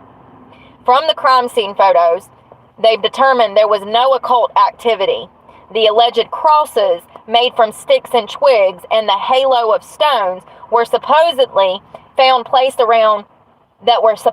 found around her body were completely absent from the crime scene photos. Also absent are any animal sacrifices that were also rumored in the town to be near her remains. So this is what the crime scene looked like. As you can see, her body, rocks. Hold on, what does that say? I can't make that out. Tissues. Vicks inhaler. Lipstick. A key with a ring. A clear vial with something substance. Small eye, shadow box. Hold on. Body on stomach, facing right. Right arm over tree limb. Clothing, blue shirt, tan pants, brown sandals. Baby girl. Damn.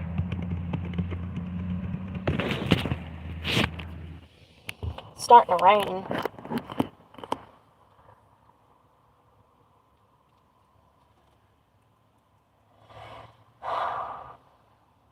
They were writing articles since the 70s saying that this was some kind of ritualistic killing. Investigation into the death of 16-year-old DePalma is focusing on elements of black witchcraft and Satan worship. A review of the death scene photos led authorities to believe that she was sacrificed. Talk about disinformation.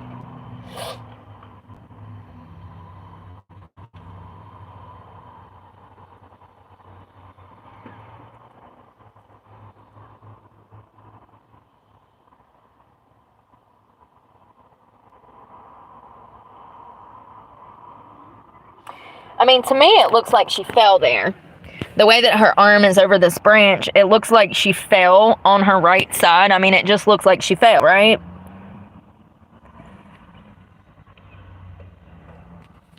Like she was killed right there. Obtaining justice, I hope one day.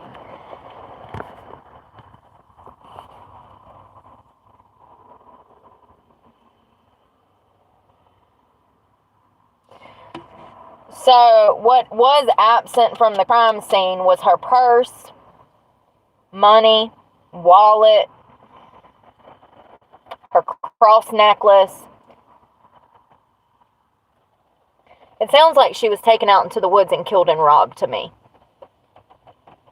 Everything, all of her personal belongings, anything that was worth money in 1972 was stolen from her. And we all know that she was working with drug addicts and was rumored to have had a past problem with drugs. I'm just telling you the evidence.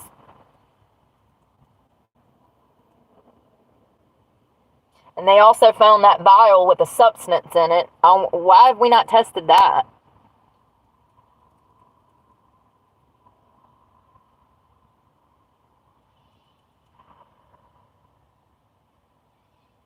So where her body was actually found, it was actually the area was strewn with cult-related symbols. Like there was like graffiti and stuff out there. So maybe that's how this rumor got started, because there was actually witchcraft symbols and graffiti out there on rocks and stuff. And then, I don't know, they just kind of took it and ran with it, didn't they? And to me, it sounds like she was taken out there to be robbed. But once again, I'm not a cop, so. And why did we never do a toxicology on her? God, Brooke, it was 1972. They probably didn't even have that.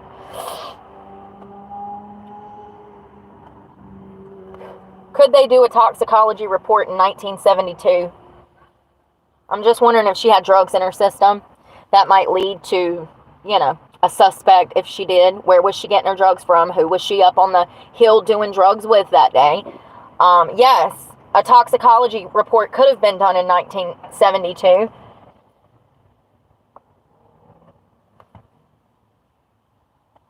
Did they ever do a toxicology report on Jeannette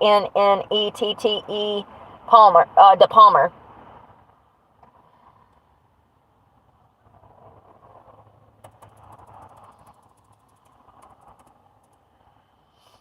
Jeannette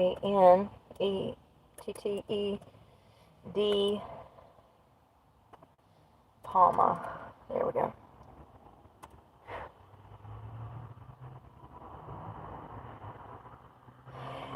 Now, this says that no drug paraphernalia was actually found on or around the body. So what was the vial? It says in the police sketch, small vial, glass vial with substance. So that's weird. For undisclosed reasons, the coroner suspected that strangulation was the cause of death.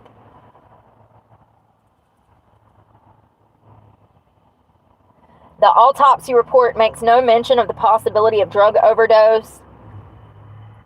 Bernard Etherenberg went on record stating he suspected that she was strangled to death.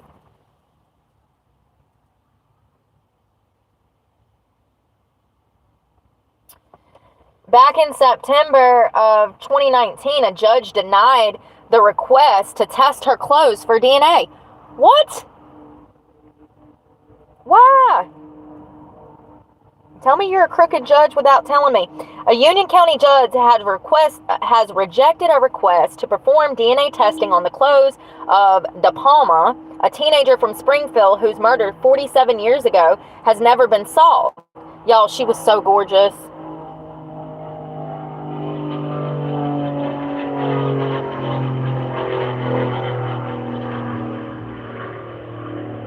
So it looks like maybe he has hired it says Superior Court Judge Karen Cassidy on Friday dismissed the lawsuit filed by retired private investigator Ed Salazzo to compel the Union County Prosecutor's Office to test the clothes of the teenagers whose decomposed body was found September of 1972 in the Hodale Quarry.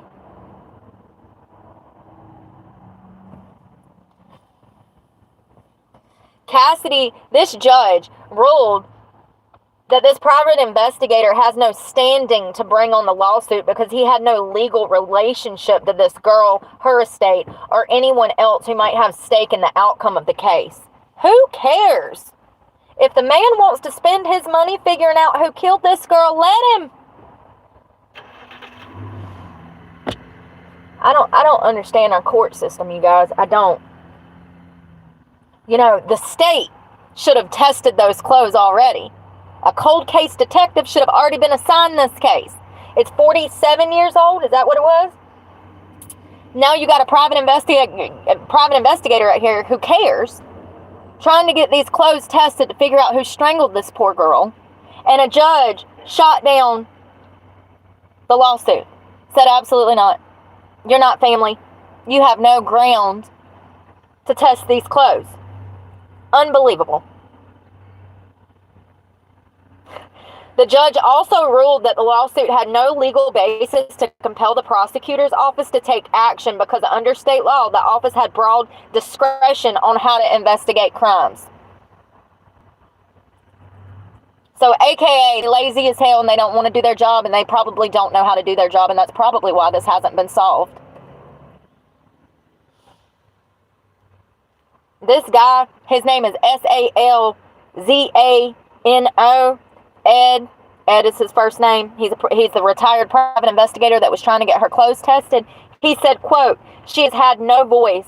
Now no one to stick up for her."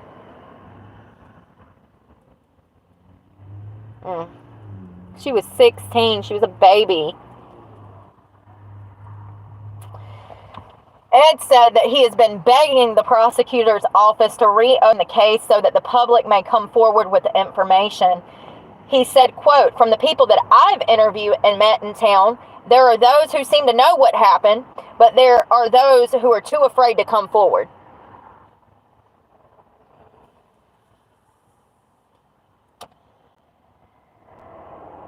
The prosecutor's office earlier confirmed that homicide task force investigations into her death remains open and has never been closed. Anyone with information, blah, blah, blah. And this Ed Salzano, he said that his only interest is the truth.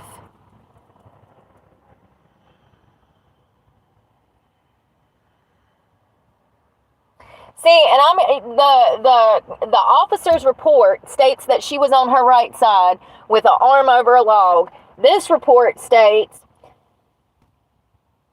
that she was found lying face down with a rock next to her head. And this is from the medical examiner's report completed by Bernard Edinburgh on the day that she was found 47 years ago. So, you know, this causes problems. When you got the coroner saying that she's face down and you got the police saying that she's on her right side, I guess y'all see different things, right? I don't understand how these things get misstrued. You know, I'll never understand how these things get misstrued. Y'all were both at the scene of the crime at the same damn time. How do y'all have two different damn reports? Do y'all not debrief? Do y'all not, ain't that what they call it? Debriefing, where you sit down and you talk about? I don't know. Her body was so badly decomposed that they actually had to get dental records to even prove that it was her. Now, once again, she had been missing for 6 weeks when they found her on top of this damn rock quarry. And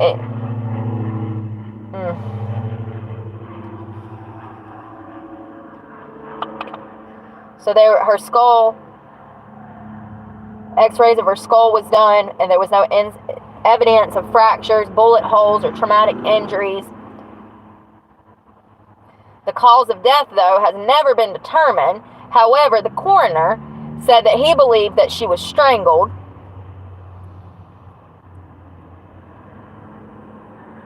So, here we go. According to the FBI Crime Lab report on January 3rd of 1973, officials tested Jeannette's clothing, including her blouse, slacks, underwear, as well as the soil from the scene, and compared them with hairs collected from her dresser drawer and on her body. But y'all didn't test them for DNA. Y'all didn't even have DNA back then.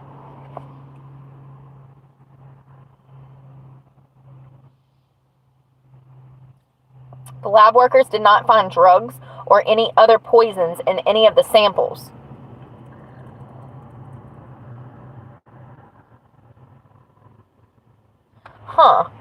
There were, however, stains found in her underwear, bra, blouse, and slacks that were, quote, too decomposed for conclusive blood or semen examinations. What? We've got testing for that now. This is what he was trying to get tested? All of those things?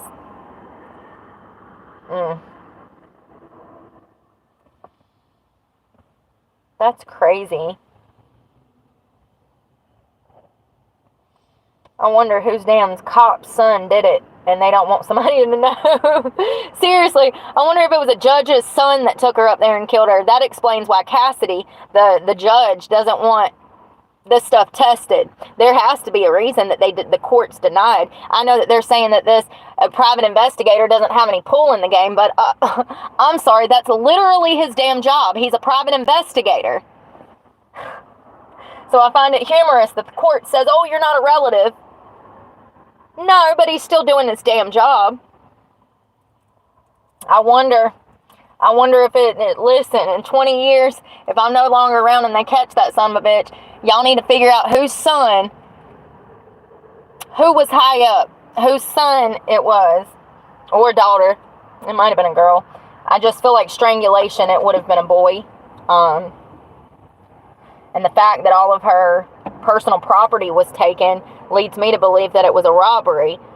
They've never found any of that property, her purse, her cross necklace, nothing that was taken off of her body and away from her. October 6th. This just dropped last month. Hold on. Witchcraft murder of teen sparks controversy 50 years later. This just dropped this year. October 6th of 24.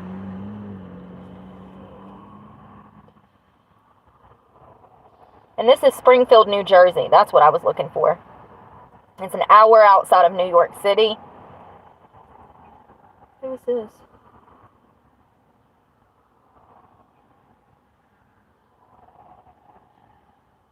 Oh, wow.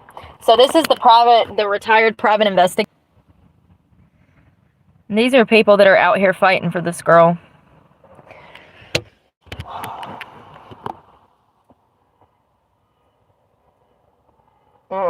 This is the quarry where her body was found in 1972.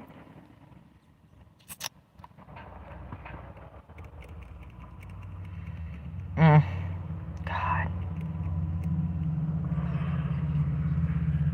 See, now her body is face down, but the officer in his description on that piece of paper said on right side.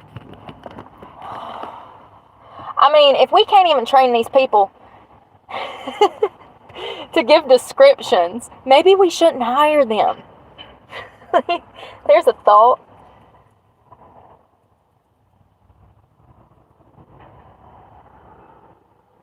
So there's an entire group. It's called Justice for Jeannette.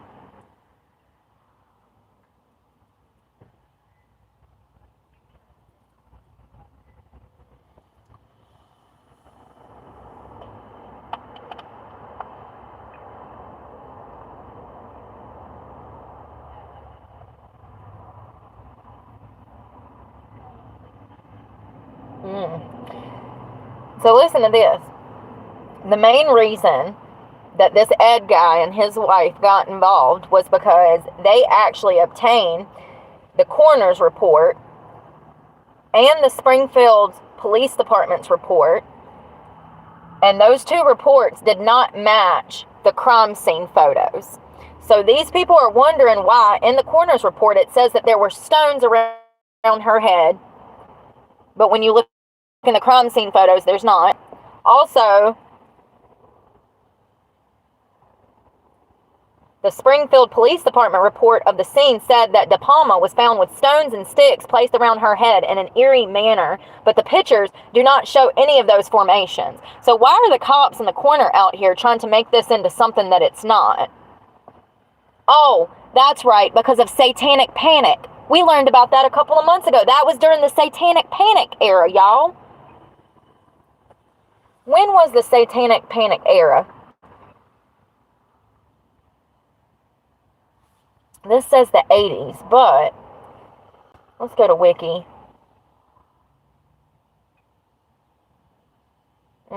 It's saying 80s.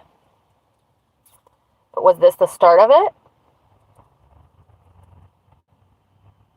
Okay, first of all,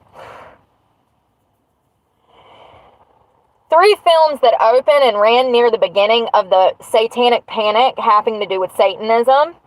Rosemary's Baby in 1968, The Exorcist in 1973, the year after she died, and The Omen in 1976. These movies, y'all, great movies, by the way, but they started an era of panic throughout America. Rock and roll. Parents thought that rock and roll was possessing their children, and it was a whole thing. It's called satanic panic, and they thought that all of these children and people were out here devil worshiping. And it says the satanic panic is a moral panic constituting of over 12,000 unsubstantiated cases of satanic ritual abuse. Sorry, I had a pee so bad. Sorry. TMI. Oh, my boobs hurt too. God. Anyways. These were unsubstantiated cases, aka fake. It was a bunch of religious people that were scared of nothing out here in the streets making up stuff. And it says that it originated in the 1980s with the publication of Mitchell or Michelle Remembers, a book by a Canadian psychiatrist, Lawrence Pazder.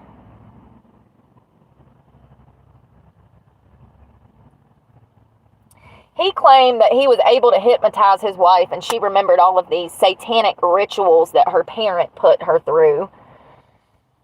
Satanic ritual abuse involving his wife, the allegations which rose. He wrote this book. It got all of this popularity. He claimed that he was able to recover memories out of his wife through psychiatry, and that her family had used her in satanic rituals as a child. Because of this book, this theory started spreading like wildfire. All across the United States, involved reports of physical and SA of people in the context of the occult or satanic rituals.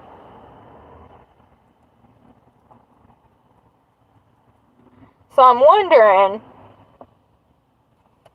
if her death was kind of the start of this.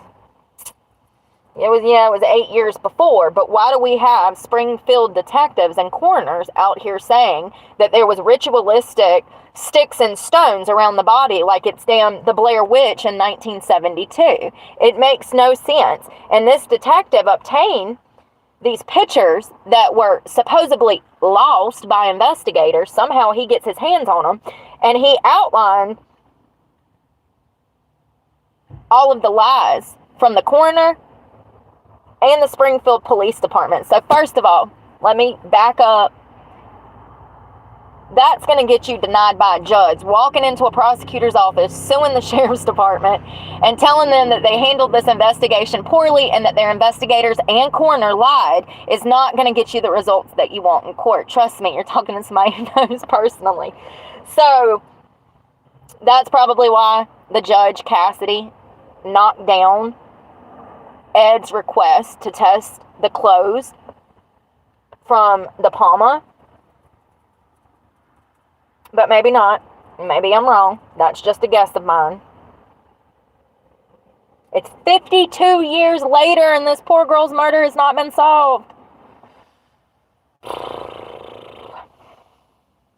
So Ed says that it's it's really atrocious. The medical examiner did things this way. So she actually left her home on August 7th of 1972 to go meet her friends. Interesting. What I be telling y'all, them ain't your friends, boo-boo. Them are not your friends. So her family filed a missing persons report with the police the next day, and her body was eventually found on top of a cliff 6 weeks later in September.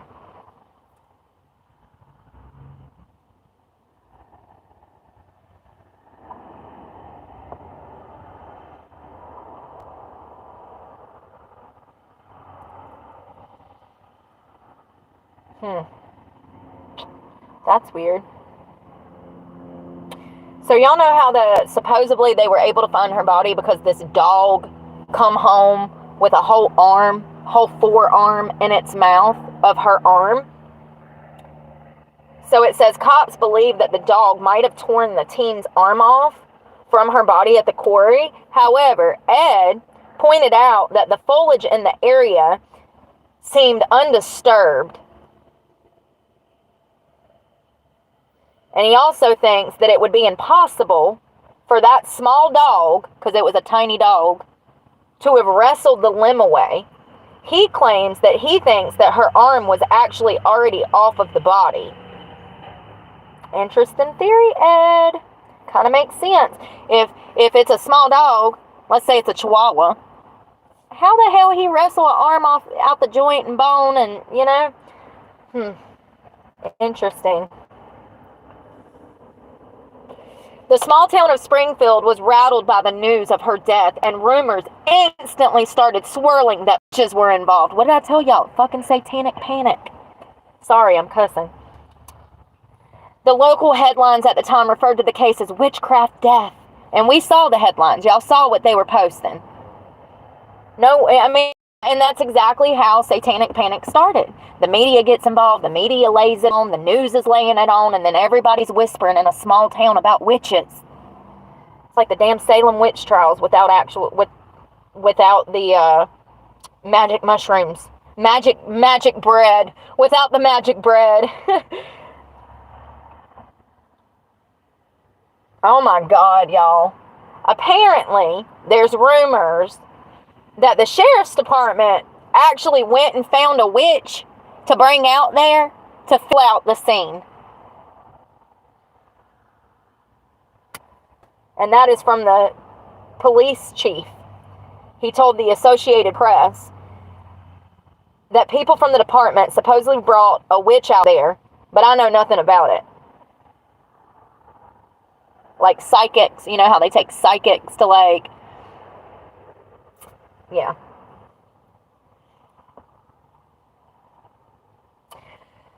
So it's Ed, me and Ed, give me a job? Can I come work for you?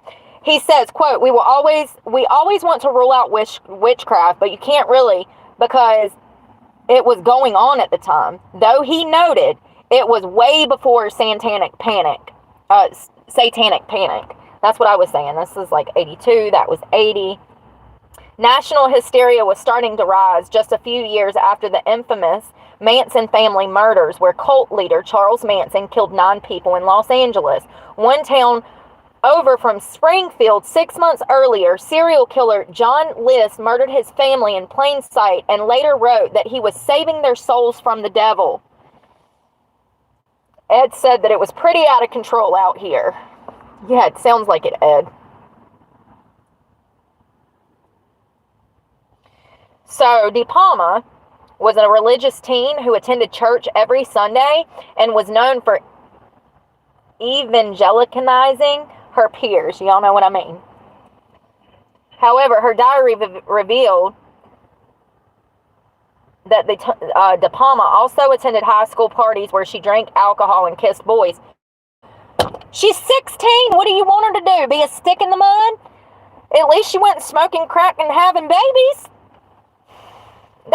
Y'all, the way that they treat victims of crimes, we got to change how we talk about people. It don't matter that they was on drugs. It don't matter what they done in the past. They were still a victim of a heinous crime. She was killed.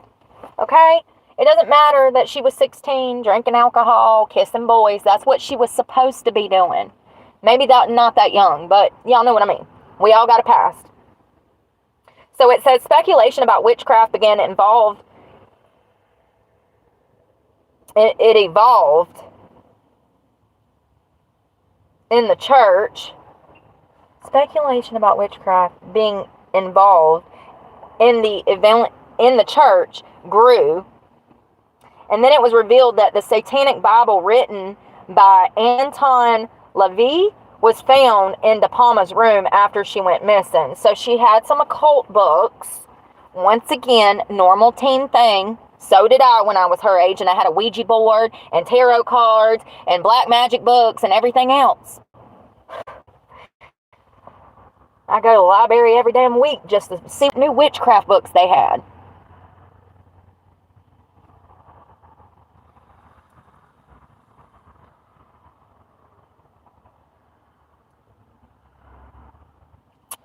So,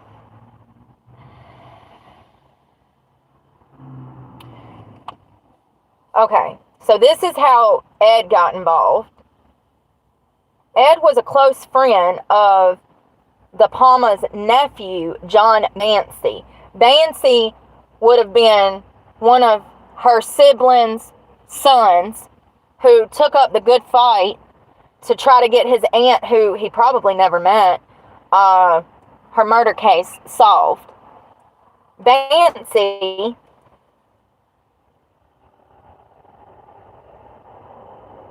Ed and Ed's wife started justice for DePalma together about 9 years ago in hopes of finding her killer. Before his death, Bancy's death in 2017, he gave Ed and Ed's wife boxes upon boxes of documents regarding DePalma's murder. They are currently fighting, as of this October of 24, to exhume her body and to get her clothes actually tested for DNA, semen, blood, fluids, saliva maybe. And Ed says, we know who did it, but we can't prove it unless her evidence is tested and the body is exhumed. There's an online petition created by the Justice for Jeannette.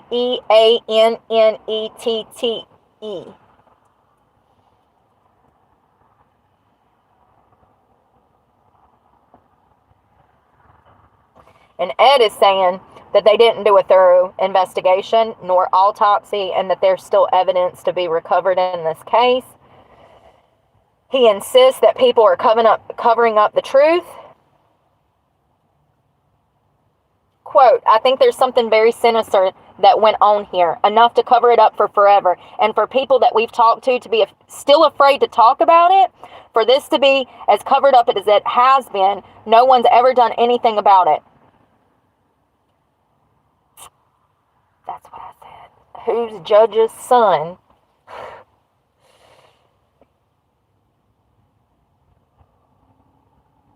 So they're actually fighting with the prosecutor's office. Imagine that. Crooked, freaking corrupt system. They're fighting with the prosecutor's office, to exhume her body and reopen the investigation. Y'all, this is crazy. They made it out to be like the investigators did it.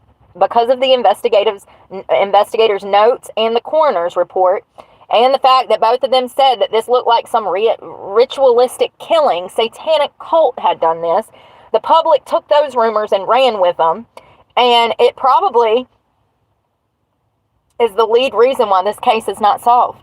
It sounds like Ed and the nephew of her knew exactly who did this. Small town bullshit. Y'all, I gotta use the bathroom, but I can't go in this one. I can't go in this one. I'm gonna lose you guys. Because I gotta go. I gotta go to the sheets. I gotta go to the sheets to pee. I'm sorry, my bladder's about to bust. I love you guys. We'll talk in a little while. We might go cook on the beach or something. I don't know. I definitely gotta get something for dinner and definitely get some gas.